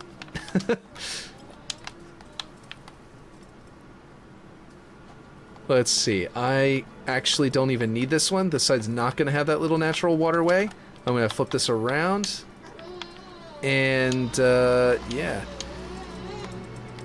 If you already subbed, I'm actually a little bit surprised it didn't go off. OBS is supposed to be set up to, like, chime and be like, and let me know. Oh, that is it, selecting this piece. I thought I was selecting the wrong piece this whole time. But like, I know that it's been a little bit weird and iffy lately, and I haven't had it go off for any of my YouTube subs for a while, so it might be broken, and I might need to go fix that. But yeah, sounds great. I wouldn't mind Death by Chocolate, right? It's like super rich, like dark chocolate style, by the way, is usually what a Death by Chocolate cake tastes like. It's like usually like a really dark chocolate. Which, yeah, it's just really good. But yeah. Devil cakes, though, it's kind of similar. It's like the idea is to talk about how absolutely, awful this cake is for you, to sell how delicious it's gonna be to you, you know? So it's a lot like okay, I don't wanna lose my height on these other pieces. I think there's... Whoop, that's not what I want to do. Hold on. Oh, there we go. Oh, I missed one. Let's get this one as well. Because I think these were just too high. They're too high to make this one make sense over here. And I know that it was supposed to be able to make sense. But yes. Sounds great. Yes. Oh, I see what's going on. Nope, that is my biggest one. Okay, never mind. I thought for a second that it wasn't my biggest one. That's what the problem was. But it was not the problem. Let's see. Okay, now I'm going to bring this over here and bring this down. Let's see. I know Russian. Oh, cool. That's dope. Did you learn it in school, or are you Russian? Because I don't know where you're from. You know, you're on the internet, so I could not tell you. But that's kind of cool. I know Latin, but I know how to write it. I don't think I would be able to speak it. But yeah, the most useless of all the language options in high school. It's like, ah, yes, I can instinctively understand what those scientific terms mean most of the time because I know what that word means. Great, that's really helpful. But yeah.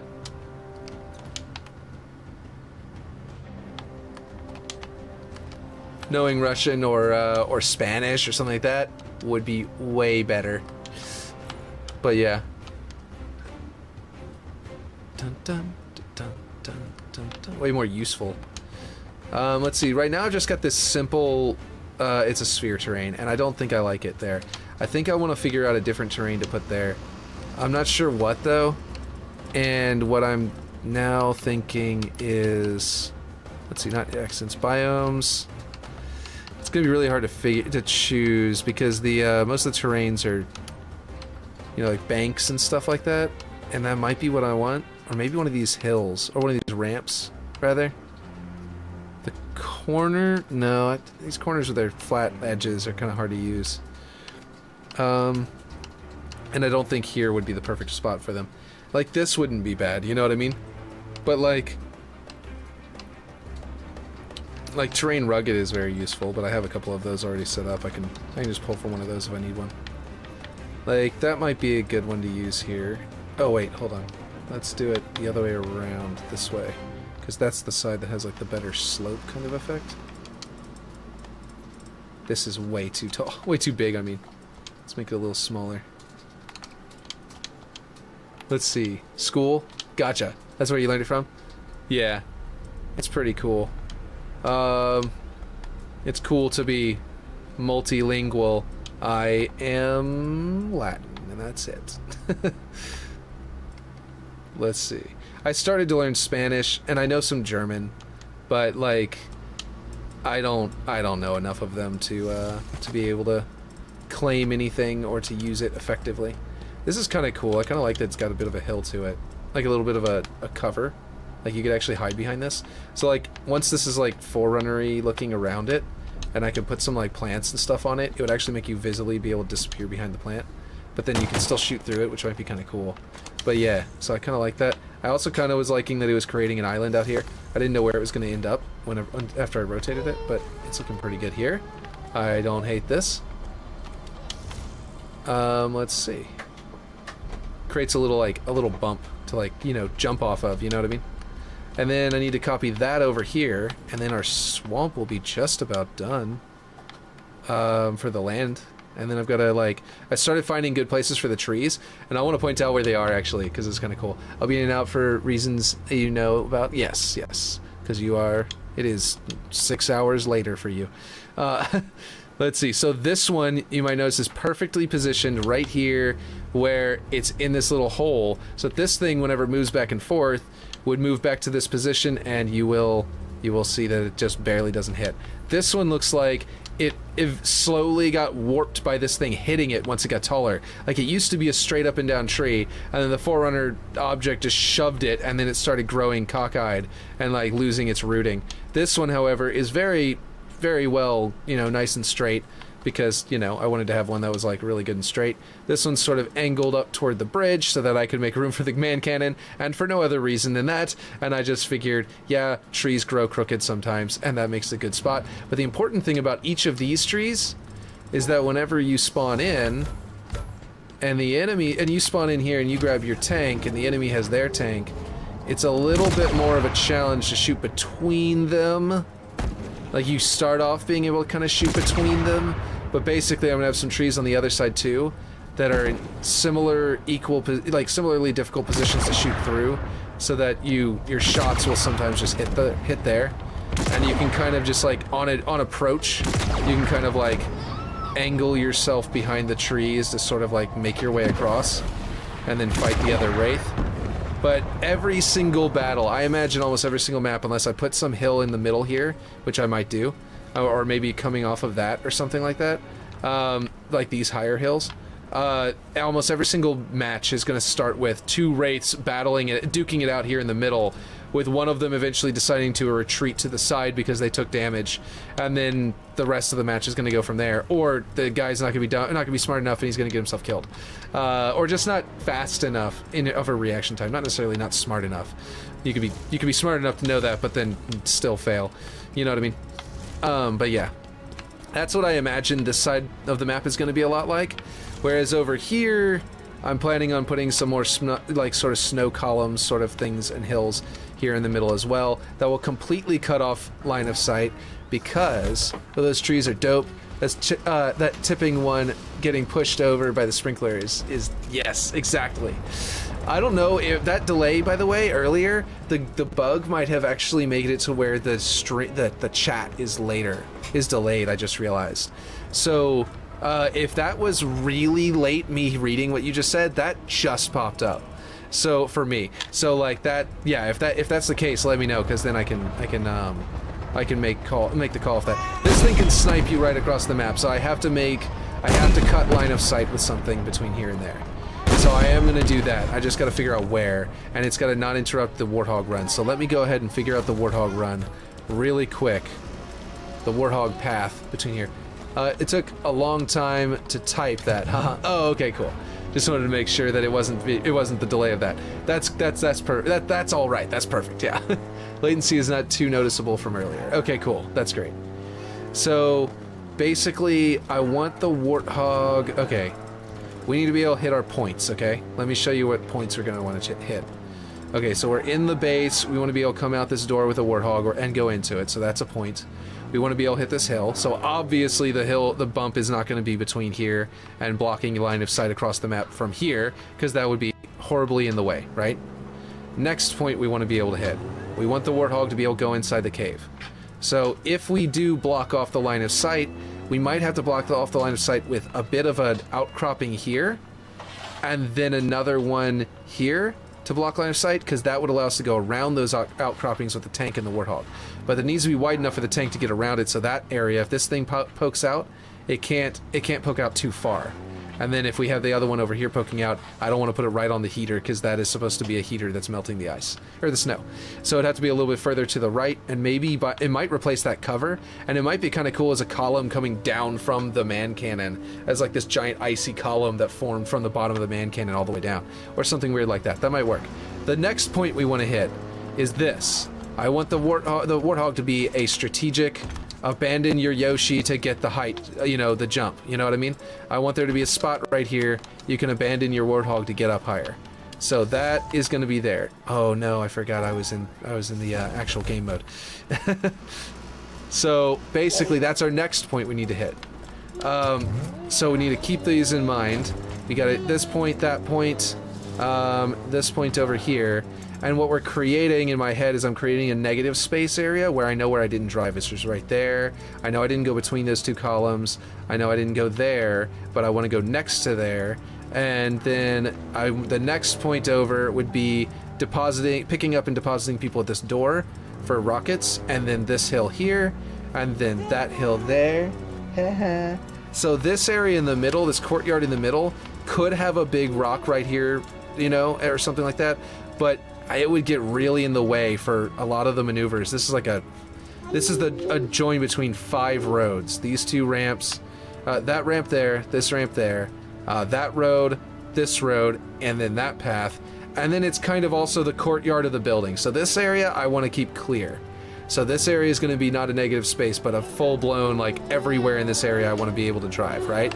And like this. For you, it has a delay. There will be a delay, but that's going to be the delay. It just popped up, and then, yeah. You'll also see it pop up on screen, I just realized. The moment it pops up for me, it also pops up on screen. So the delay will be, yeah, like that. So, yeah. That'll also be a good way that you guys can judge delay really easily. So I think we've created our negative space map just now. Let's go ahead. I'm gonna grab this and use it like the outcropping, because I think that's a good object for that. I really like that kind of downward diagonal slope as it gets smaller going down, but that kind of needs, that means that it needs to be much bigger because it needs to block some line of sight for the cannon. Obviously that doesn't block line of sight for the cannon hitting the other opposite side of the map practically at all. Let's go down a bit, because I like the idea of bridge. What? Of bridge being able to jump across to here. And I was already thinking that from a different time. You'll BRB? Okay, cool.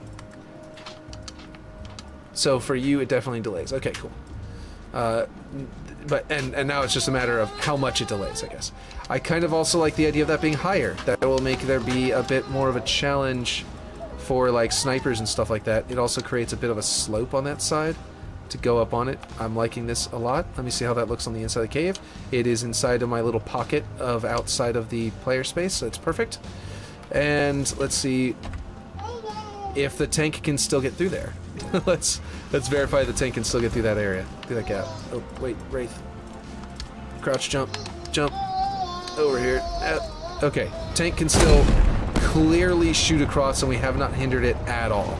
So it's gonna have to be an outcropping from the other direction that really determines this. I might, let's see, I might actually not this one. I wanted to copy it first. Let's see, copy. I might actually focus more on this side, like I was saying before, and maybe build it into the slope a little bit. You see what I mean? Like this. Because this side of the bridge should be a bit melted. Or should be a bit frozen. So like something like that might work. It feels like it's not... Okay, now that feels like it's almost gripping around there. It didn't feel like it was gripping around it. It felt like it was... Ooh, I want to go over the top. There we go. That'll be a good... That angle of that slope looks perfect for like going over the top like that. And that makes it a little tighter here. Really? I'm clearly trying to spawn in over here. What am I so close to that it's blocking me? Let's see. Oh, that makes me be able to clamber? Oh, no, no, no, no. It doesn't. Hold on. There's a mistake here, it looks like. No? No, it's definitely snapped to flush to there. What? You can't clamber from this side. That is so weird. Let's see. Congratulations, you'll receive 100. I've received 100 messages today with Restream chat. How interesting. That means people on Kick can also be seen over on. Basically, it's every single time someone comments something on Kick as well, it comes up onto my stream on the video. Let's see. So that's why it's saying that. Okay, yeah, something definitely weird happened with Kick as well, because it was saying 0 viewers for me for a second ago, and I was like, that's weird. I thought I had like 3 or so people over on Kick, and then I just refreshed it, and yeah, everyone's still here watching, hanging out. That's cool. For some reason, it was lying to me. Okay, so that wouldn't be a bad jump, actually. That might be a little more interesting. Okay, so that's what I think I'm going to do. I'm going to bring this over here. I'm going to rotate it this way and make it more of an interesting jump that direction. And make it sort of the part of the doorway of this part of the building. In fact, that kind of slope into it is going to look nice whenever that's actually snow and not a rock and not a blockout piece. Let's see how bad it looks over here. It does not look that bad, but it does look a little iffy. Let me see if I can bring it a little further in. Perfect. Okay, cool. So then, what that does is this. Now, let me bring this a little bit more of an angle this way, because it felt a little weird walking on it. And I might put another piece inside of this to make a more flat top. But you can hop over here now and make that gap. You can also go the other way around, which is a little interesting. I think I like that. Let's see what it looks like for the tank. Okay, we got crouch, jump, maybe, almost. Okay, yep. Okay, there's a very tiny corner you can still poke through to get the enemy tank right out of spawn, so I might need to adjust it a little bit, but it's definitely way better now. What I'm probably going to adjust it like is like this, because that way, because the slope on this side was a little bit too extreme going onto it. Oh no, why am I all the way over here? What is going on? Okay.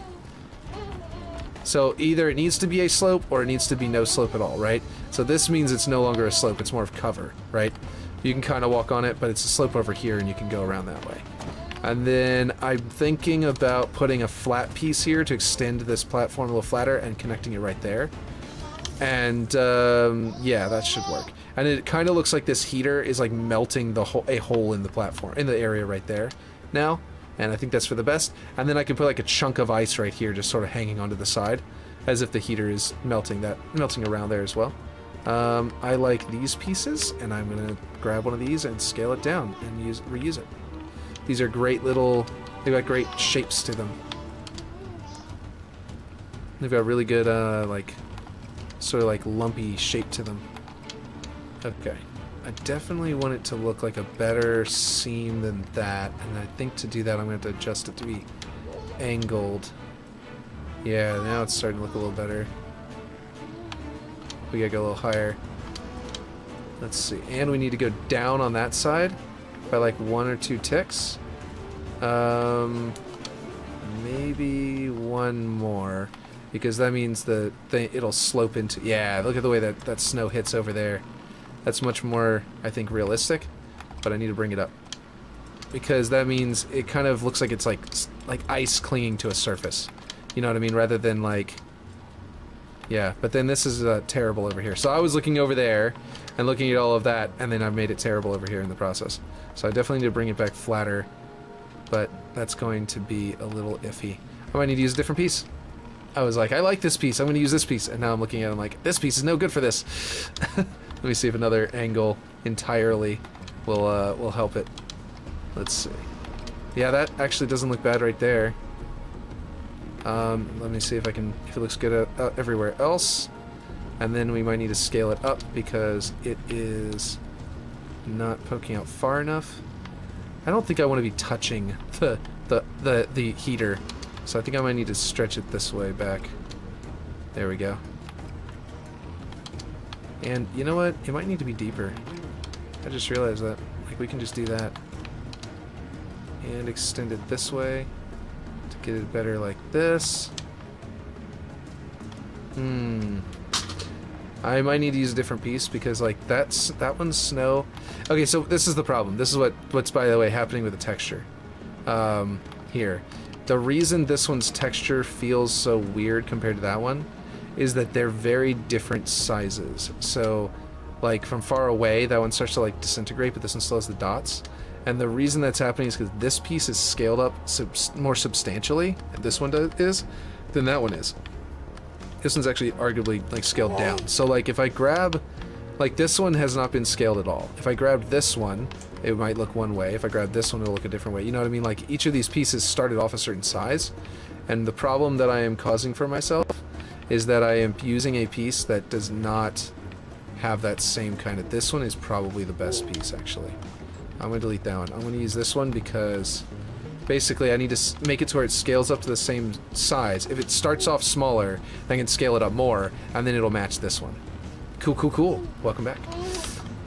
So what I was thinking was this cutout here. I was trying to use this cutout as part of the shape. Like, goes over sort of toward the heater.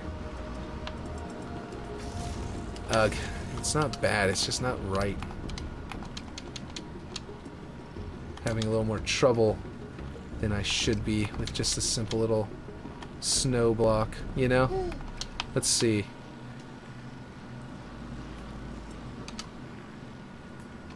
I have returned. Is that Illidan who says that in Warcraft 3?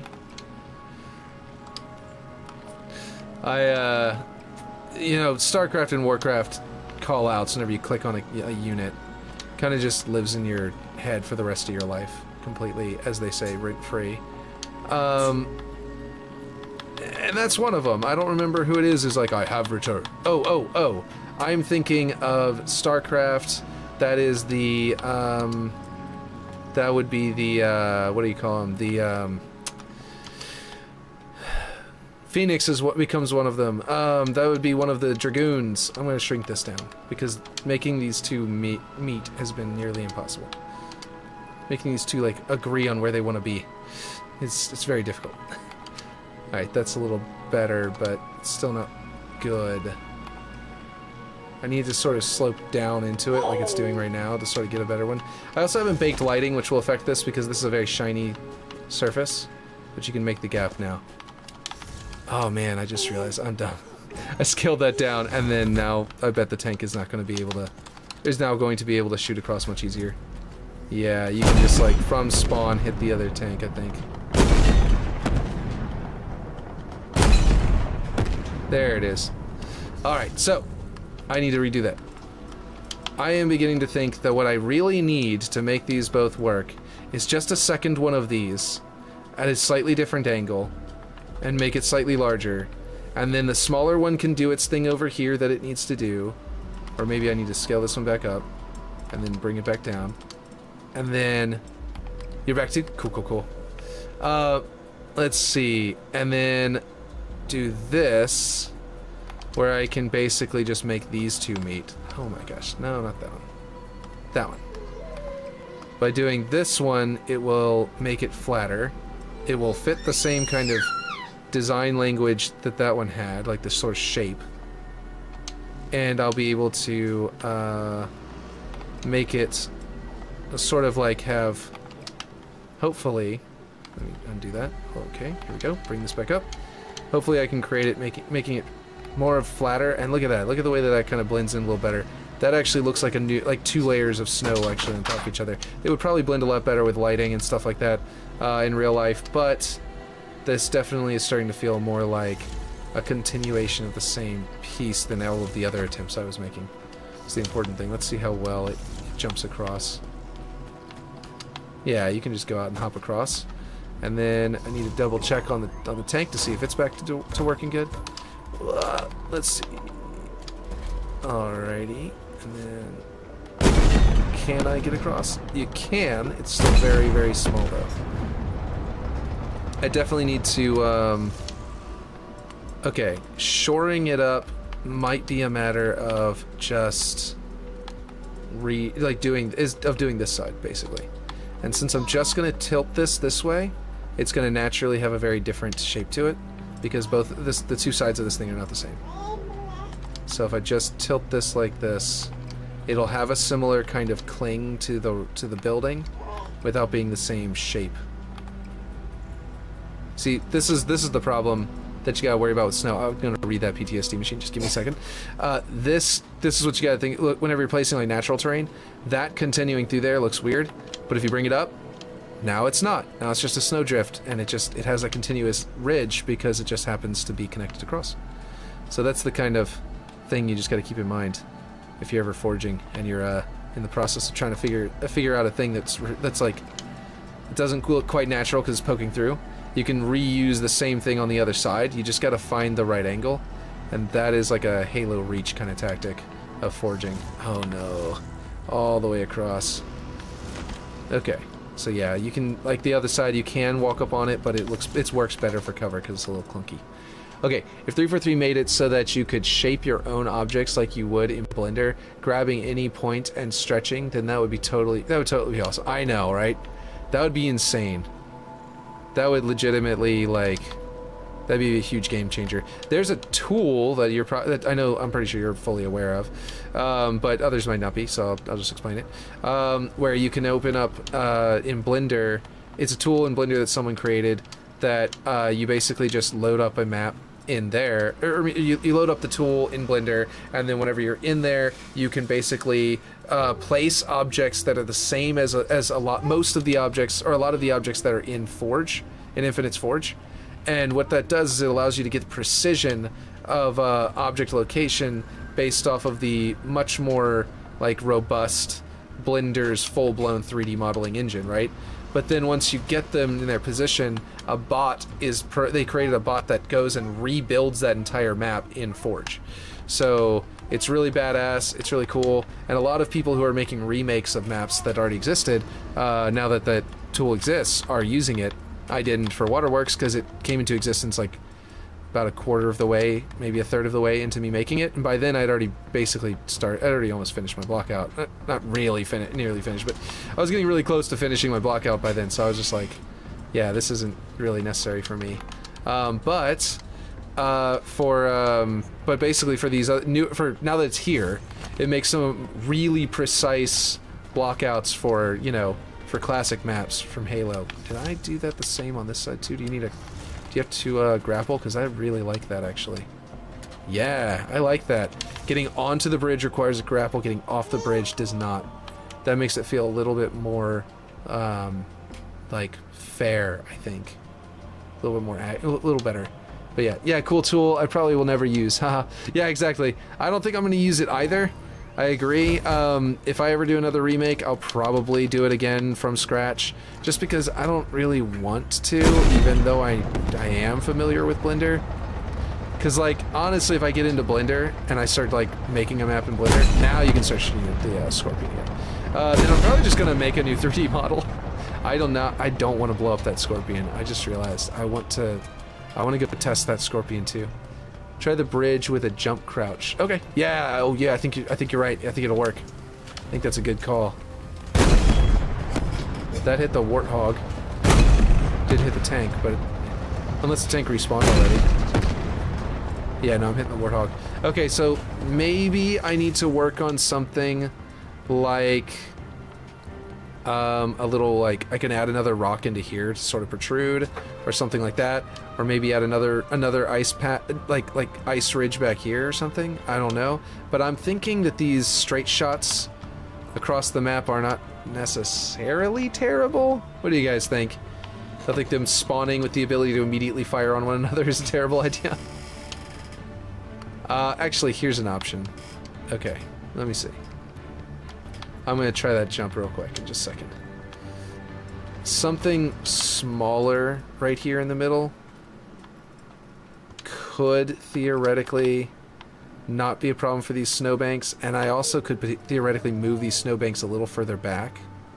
Where they are is kind of good block out. What the heck? Why does it keep doing that?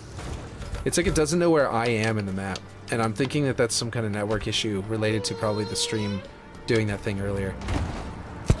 But yeah, okay, so if you come up here, let's see, I also wanted to try this. Yes, you can cross over. Let's see, yep, there we go. You can actually get up here with a ghost. That's pretty cool. I don't think it is a bad thing. The map already feels slightly crowded for vehicle maneuverability, especially Scorpions. Yeah, the big open area is going to be up here mostly. Let me see. Jump, crouch. Yeah, there we go. Yep, you can jump, crouch on this side. Let me go see if you can do it on this side. Just to verify. Good, it actually spawned me where I tried to spawn. Jump, crouch, nice. Alright, that's fantastic. Okay, so this is the way, let's see. Not a reference to the Mandalorian, but this is the way. So if you come up here is much less crowded for the Scorpion. And honestly, it's going to have the high ground anyway, so you're probably going to want to come up here anyway. And at that point, that other outcropping, I didn't even think about that, but this outcropping is really good for... What the heck was... What is this?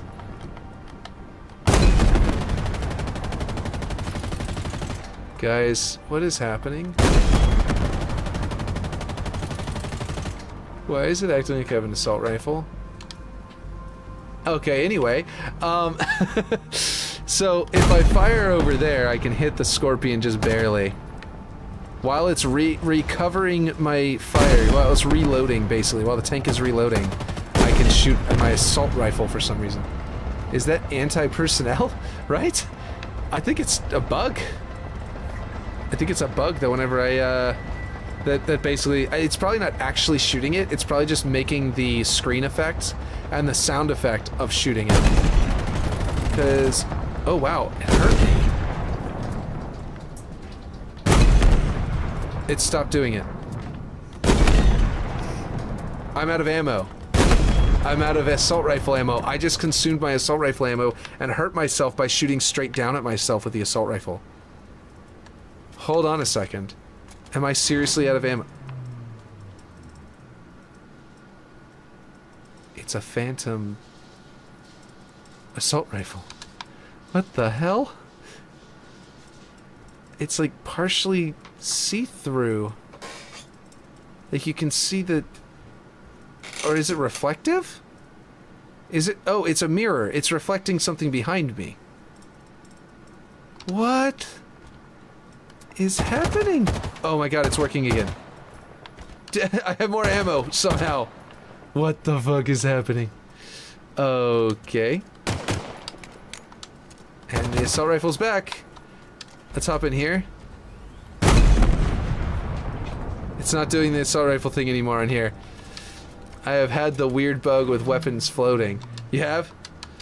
Oh my god, I've got my ammo back again.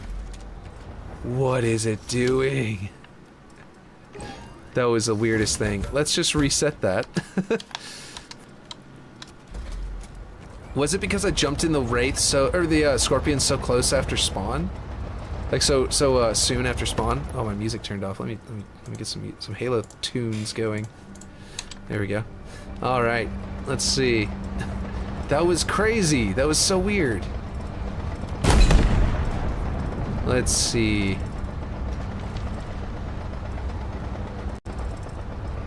By the way, have you seen Unique's map that he's working on right now? He just put my name on it. Apparently he's doing, he's got, it's a Kick-themed map that has a bunch of Kick Halo YouTubers' names plastered all over the wall. It's a variant of the pit, so it's gonna be, you know, a decent map. But it's a variant of the pit that's like crossed with what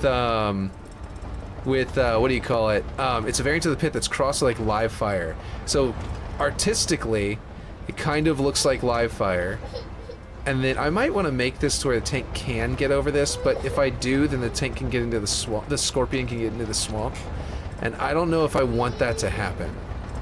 I kind of built the swamp side with the impression that I was going to make it more wraith-like. You know what I mean? So, like, having them totally trapped over here is not a bad thing, I think. But let's see. Yeah, the Warthog could definitely get around this, and then could get up here. So I think that middle rock is not a bad thing, but I don't know if it's actually stopping anything from getting across to the other side of the map, so I might just delete it. We'll see. I'm going to go back over here and see if I can shoot fire past it very easily. But yeah. Yeah, whenever he's streaming again at some point, you should check him out on Kick. Because he's, I think he dual streams Kick and has a second computer so that he can also dual stream onto... Yeah, so you can still make it straight into the enemy base. That might be a problem. It might be overpowered that you can just fire into the base, but that just means that people will avoid that spot unless they're trying to get the tank. Like, I'm able to hit their tank directly like this and just blow their tank up. So, like, my team could just lock down the enemy tank and just, like... Yeah. This might be a bit overpowered. And I might have to adjust some stuff, but I could do it by, I think, if I adjust it this way, it'll actually close that hole up. And that way the tank just goes around this way to go around. And whenever I actually turn this into a real hill, I could theoretically carve out the corner, like make it get flatter over here faster than it is over there, by doing something like, let's see.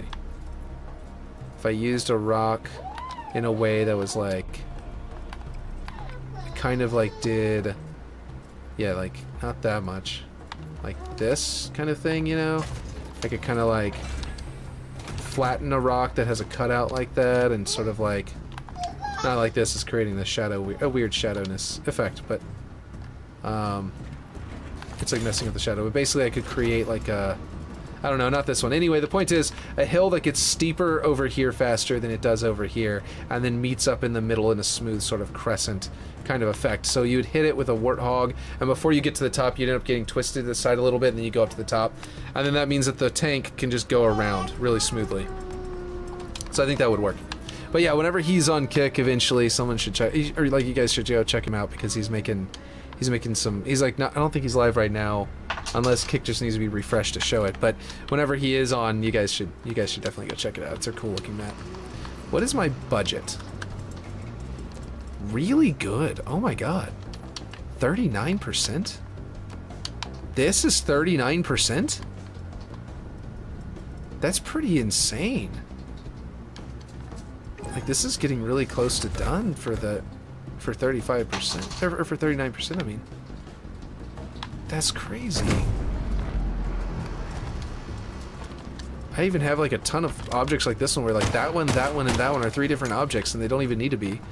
But like for the price, I mean they cost more to do that, but I haven't actually done. That's weird.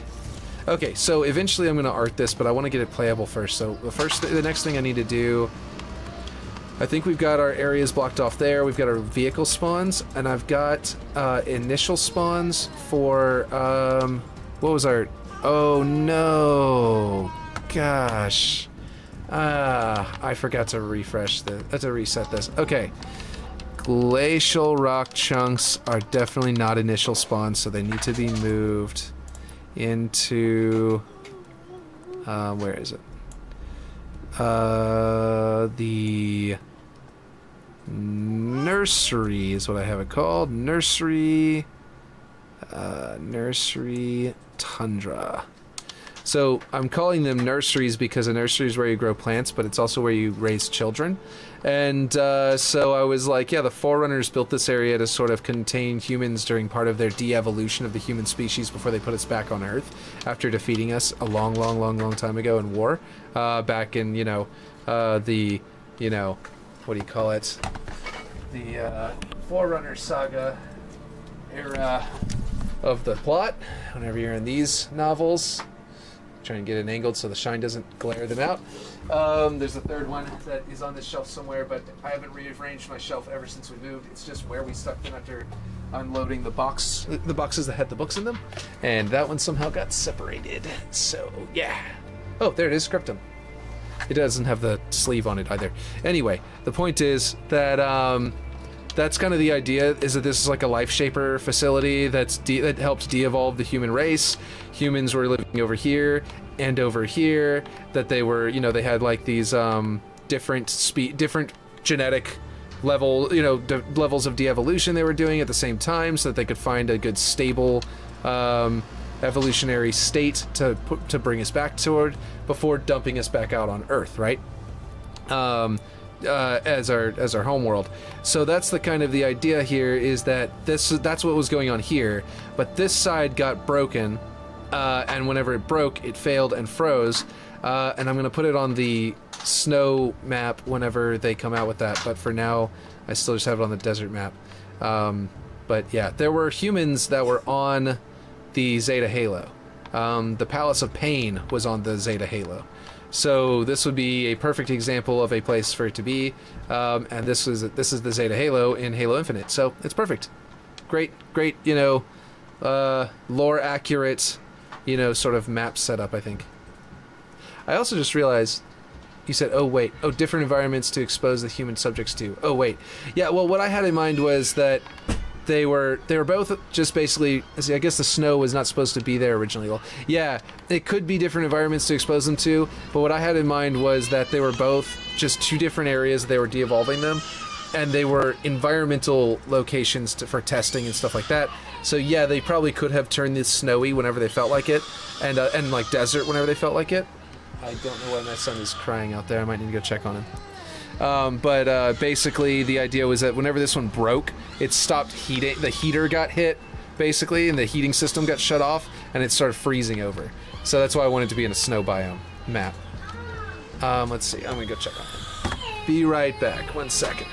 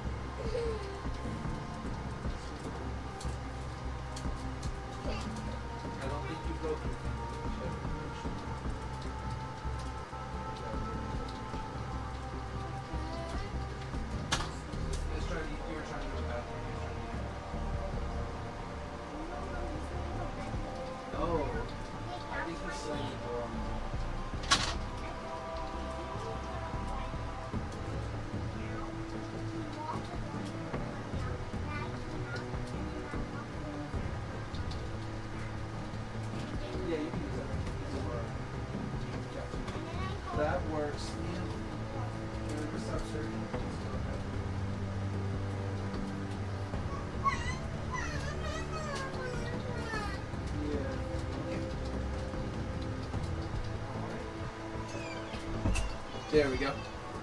Cool. Yep, he got his finger smashed. Okay, the snow is there due to the broken sprinkler, right? Yeah, I was thinking that the water started like flooding the area and it was a snowy biome, and so it just slowly built up. It was very cold out there and the heaters were shut off, and so it just slowly started freezing over basically on this side. And then, so that's what I was imagining. These heaters are still active, but they only do so much, you know? So they can keep some areas clear, but not the whole thing. That's what I was thinking. I might also put some snow here, but it's probably going to be like clinging to the bottom of that and hanging down like that, and that'll be kind of cool. So, yeah. That's the state of it. Sorry for the interruption. He got himself hurt, so I had to go check on him. Which I know everyone in the... Y'all are all like, it doesn't matter. Yeah, no, he got hurt. Yeah, check on him. But still, yeah, it's like no one was probably going, yeah, no, terrible. You can't check on your son's finger. But yeah. It's just a little ouchy. I do, let's see, have, no worries, yeah, exactly. Okay, so I put the door here so that it would open now, because I think I am going to put a teleporter in there, which means that needs to be put in there. I have no idea where I'm going to put the other end of the teleporter. And so I don't know if I should, or if I should put like a spawn point in there, because I could put a respawn point in both of those doors, and you just spawn in and run out the door, you know what I mean?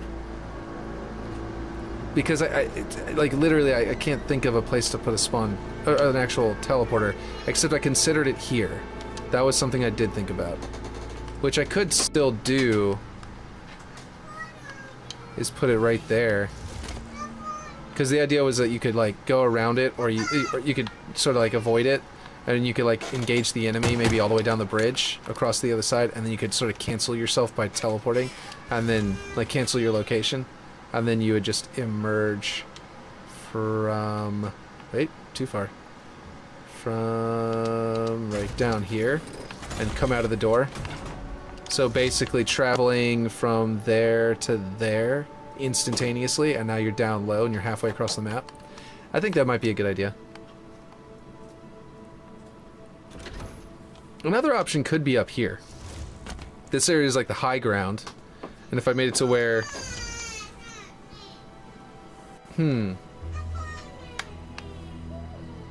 Actually... Okay, so here's a possibility. Let me know what you think about this. I think this is a good idea. Wait, yeah, I think this is a great idea. Okay. Yeah. I think. I haven't said it yet, but I'm just like, okay, so let's see. Let's imagine, let me go grab, go grab the plinth, the Forerunner, let's see, just as an example, right? Like that idea for teleporter, go from high ground to low ground. It sets you further towards enemy base, but sacrifices high ground you had. Yeah, that makes sense. I think I might do that. I think that is the better one. But let me just run this by you too real quick. I think that is still the better one. For the pedestal here. That's right. Does this not have a snapping point? I think it doesn't. It's really annoying. Okay, so imagine there's a teleporter like right here. Right, and there's also a teleporter on the opposite side, like right here, right? And it's just cover whenever the teleporter is not active. So basically, the idea here, by the way, is that there's only going to be one bridge active at a time, right? So basically, what's going to happen is this: you're going to have your bridge, and you're going to have your bridge down here, right? And the angles are wrong because they refer to where the bridge's shape was before. Now and they're gonna be like a hard light kind of beam bridge slope kind of thing. This is a bad. Maybe this is too high because that is too much of a slope. If I had to increase the slope to make that angle, it would have ruined it. Anyway, so. You go up here, right, and you have the high ground on your opponent, right? So if you have this one active, you have the high ground. But it switches, and the switch is right here. If you are down here, you can hold down the button and it switches who has the high ground, who has the low ground up there. Over here, the same thing applies. There's another switch over here, and you can kind of like wrestle over throughout the match who has a high ground, who has a low ground. The idea was also that this would be wide enough that it's actually going to block you from going like this and just coming up here to just going across the bridge. So you kind of, only the team that has the high ground has the ability to do this and just hop down and then go into and invade the enemy's map, right? So the side buildings are important, and when you're over here, you really do every now and then want to come over here and be like, oh shoot, wait, I need to flip the switch. Okay, cool, my team now has the advantage. You know, and it won't be like a flip a switch where it toggles and you can just give your opponent the advantage. It's going to be a thing where your team can only give your team the advantage, so no griefers can go down there and be annoying. So that's kind of going to be kind of important. But anyway, so the point is that what I was thinking was, as far as the teleporters are concerned, is when we have the low ground, this teleporter could lead down to inside there. And so we could go into that teleporter and emerge down here. No, that would probably turn us around. I'd probably want to do it like this, where you come out this way so you wouldn't get confused as to which direction you're facing. But the point is that means that if I go in here, I can teleport and appear down here. That means if the enemy wants to get up there, though, they could come around here, go through the door, go into it, and it would teleport them up here, and they would be here. So you'd have a double advantage, which also means that someone who flips this switch could follow that up with running to the middle and claiming and getting onto the bridge, heading toward the enemy's location, heading toward the enemy's base, just like that. You see what I mean? And so you could board the enemy's base more easily if you have the advantage, and you'll have this high ground here, right? So it'd kind of be like a double effect. So then I do really like this teleport from here to there, but what if I do both? What if this one down here is Cinder and Receiver, but this one is only a Cinder? And then the one up here is Cinder and Receiver. And this one up here turns off and turns on. So the teleporters down there have like a double role. And whenever your teleporter, whenever you have the advantage, so their teleporter is active to board them, your teleporter is still useful as an exit point for your allies. Which also means, while you have the advantage, you could get in this teleporter, teleport down here, go straight into this door, and teleport back up onto the bridge again, just like that, and then you're heading toward their base. So there's like, when you have this middle area under your control, your team has this massive forward momentum boost. And the great thing about that is, if one team gets like the tank and they've got someone dedicated to the tank, you know, locking things down, and they lock down your tank spawn, you could focus your attention on the opposite half of the map where that tank isn't able to get to, activate your switch, and give your team a huge advantage to balance against their overpowered, you know, their overpowered use of the tank. And then the Wraith is a lot easier to get past because it's the Wraith. It's got a slightly different, you know, aiming ability. And so you could, like, literally just, like if your enemy has the Wraith, you could just, like, okay, well, I'm going to come over here, and I'm going to get into the middle before the Wraith can even shoot me. And then I'm going to go in and take control of the middle for my team, switch, and, wow, it actually interacts. Interesting. Flip the switch, and it actually... Wait, what? Since when? I mean, I knew that this object was named like it was going to do that, but I didn't realize that it was actually going to work that easily. I didn't know it was set up already to work. I don't know if that works, though. Does it actually call... I know it's supposed to call on a channel, but that the channels don't work, right? Something like that?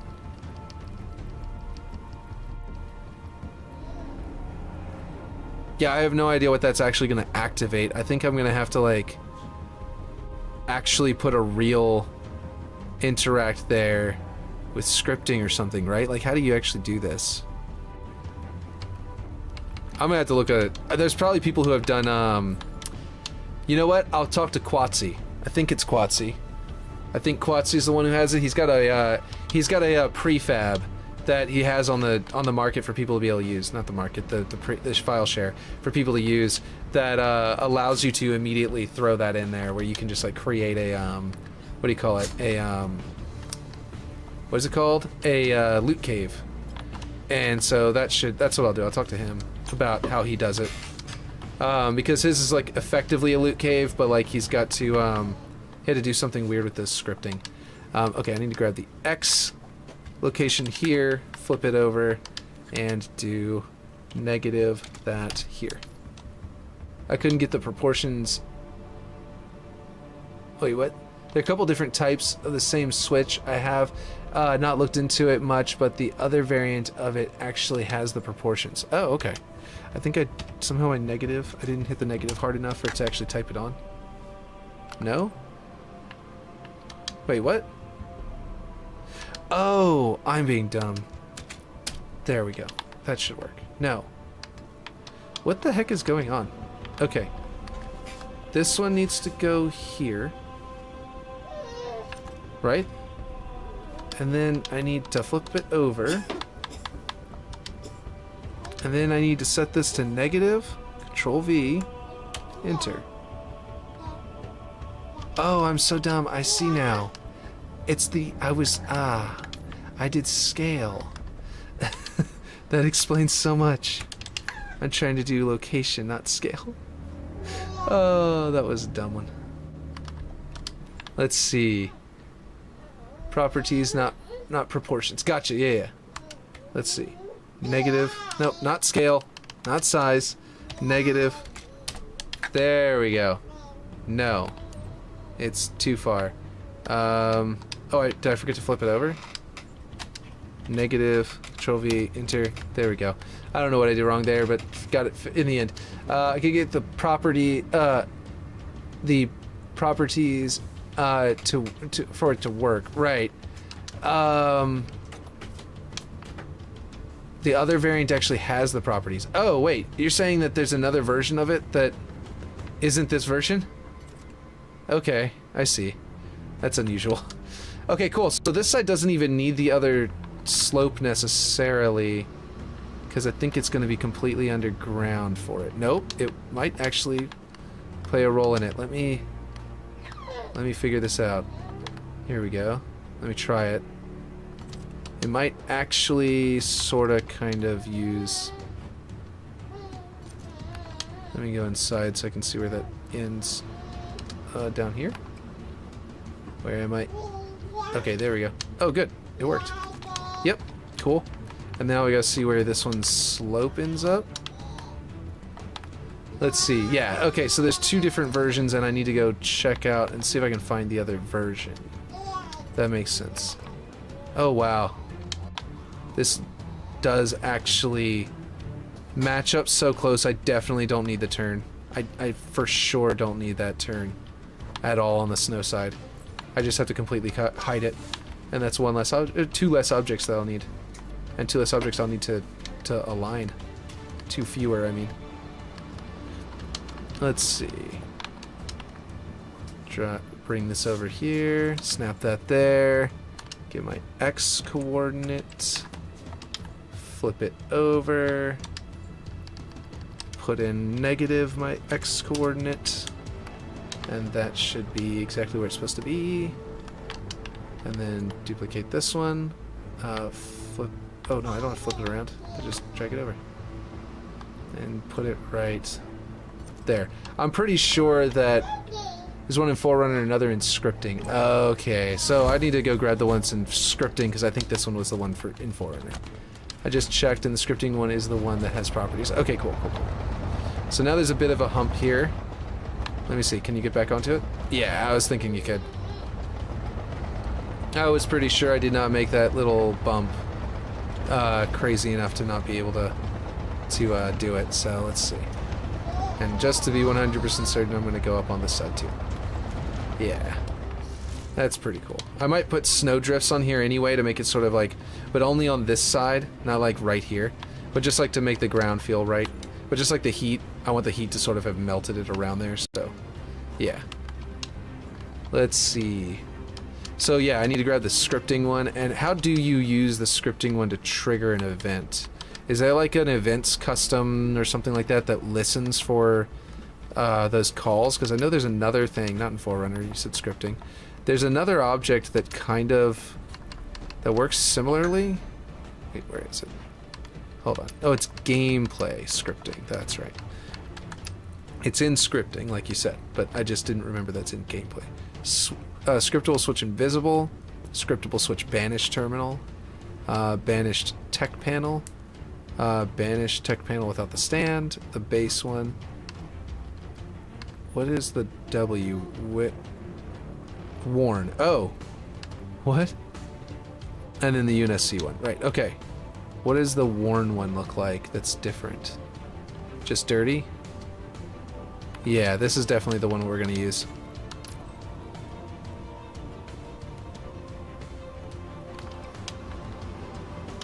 I think this is the non-worn one, and they look the same to me.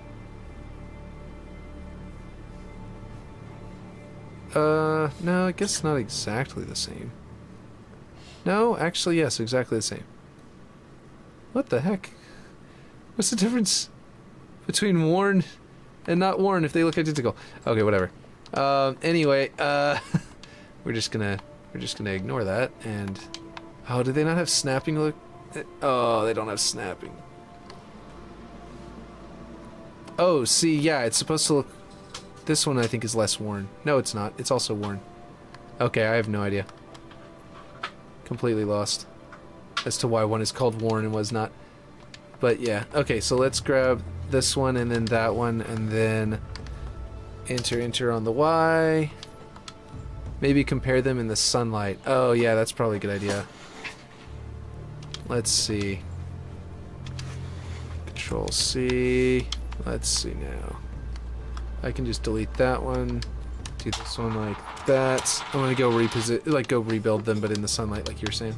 But just give me a second. I think I want to make this a little closer to the thing because I had never really positioned the other one, the old one, and I don't want you to clamber up right on it. You know what I mean? Like I'm cool with people clambering up onto this platform. In fact, that's kind of part of the point. But I don't want them to clamber up onto it and hit this, like right behind this thing.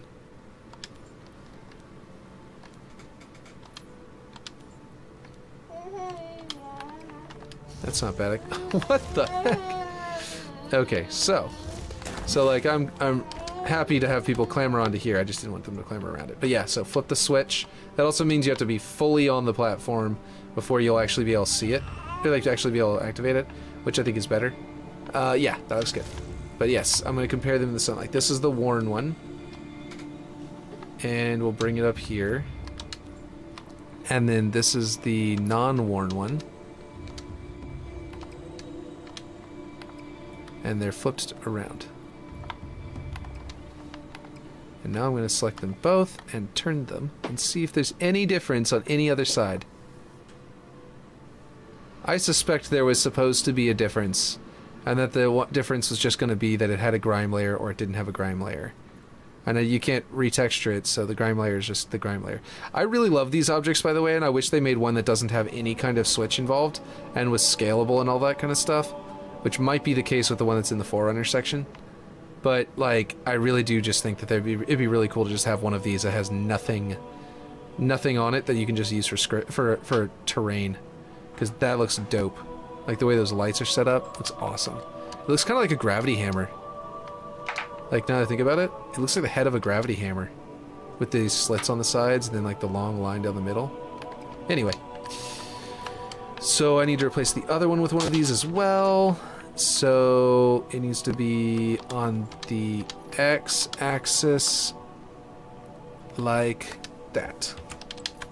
And on the Y-axis, it needs to be 0. On the Z-axis, it needs to be that. Let's go ahead and delete this one. Maybe compare them to sunlight. So yeah, I don't know what's up with that. Why it's like compared weirdly. But yeah, okay, now and then Control V, but go negative, and then that should be exactly on the edge of this thing right here. Perfect. And hopefully you can still clamber up here? Yeah, you can. Cool. This side's definitely got this extra cover, which I didn't think about before being like the reason why you would want it to be able that. You know, I didn't think that would be. I didn't think about that whenever I made it, but this extra cover means tanks can't like the scorpion can't shoot directly into here very easily. They have to shoot the roof to be blowing it up. So you could like come up to it and like, you know, sneakily switch it and back up, and they can't really see that you're there and all that kind of stuff. So I think that's actually a really good thing that actually has sort of found itself, I think, over time. But yeah, here we go. Okay, so now how does this thing work? The scriptableness. One-time use on? No. Interactive marker. See, an option override to define the marker where the device control is. Oh, interesting. You can place this and then... Wait, does that mean that in the future...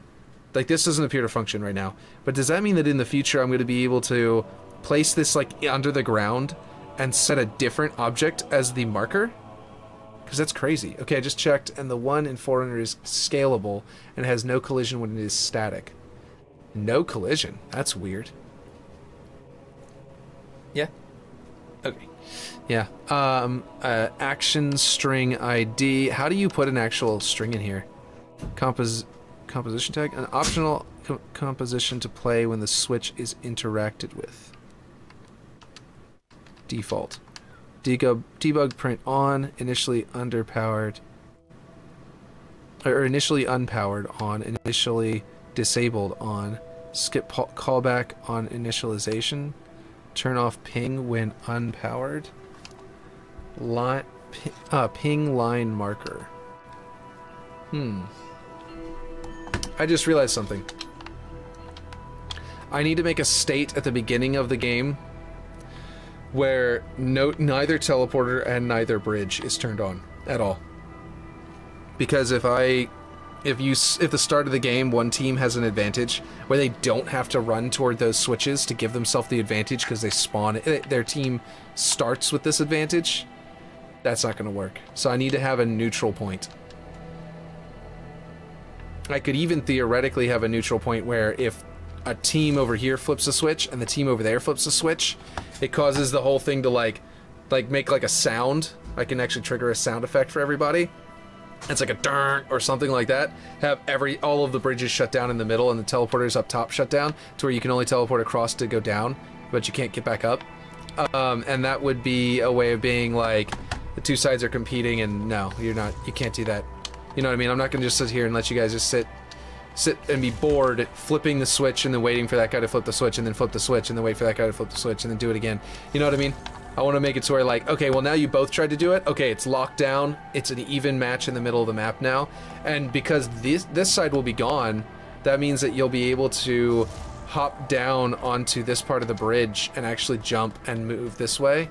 And this bridge will be gone. Or I could do both of them switch to the bottom. Actually, that'd probably be the better option. They both switch to a downward bridge, and so they both go down and then back up. And maybe both teleporters could be active. That could work. I think that could work. Yeah, because that means that these two guys are locked out now, and maybe there's a countdown timer of a minute before it'll let anyone gain control again. And so both players are now going to want to run to the middle that are competing over that, and they're going to end up clashing in the middle where rocket spawns and where this is going on, you know what I mean? And where you can teleport up. So they might want to run to the middle and take rockets and take the middle and stuff like that. So I'll just make it like that. Yeah, neutral will be bottom bridge on both sides. So, and then I'll just toggle, you know, which side is up and down after that. And then if both sides try to fight over it, then it'll cancel out both of them and bring them both down to the lower bridge. And no one will have up here. Yeah, I like that. Okay, cool. But also, I've just been talking about it because, and not doing it right now because I need to get going. So I will have to catch you guys next time. We finished out the swamp almost completely. I still need to put a bunch of trees. We finished out a bunch of ice out here. This is all cool. And a whole bunch of other stuff. And I just accidentally messed up my perfectly organized area because I still have the initial spawn set on. So all of those things, including those switches, are in here in the initial spawn section by mistake. I'll just clean that up later. But yeah, I'll catch you guys later.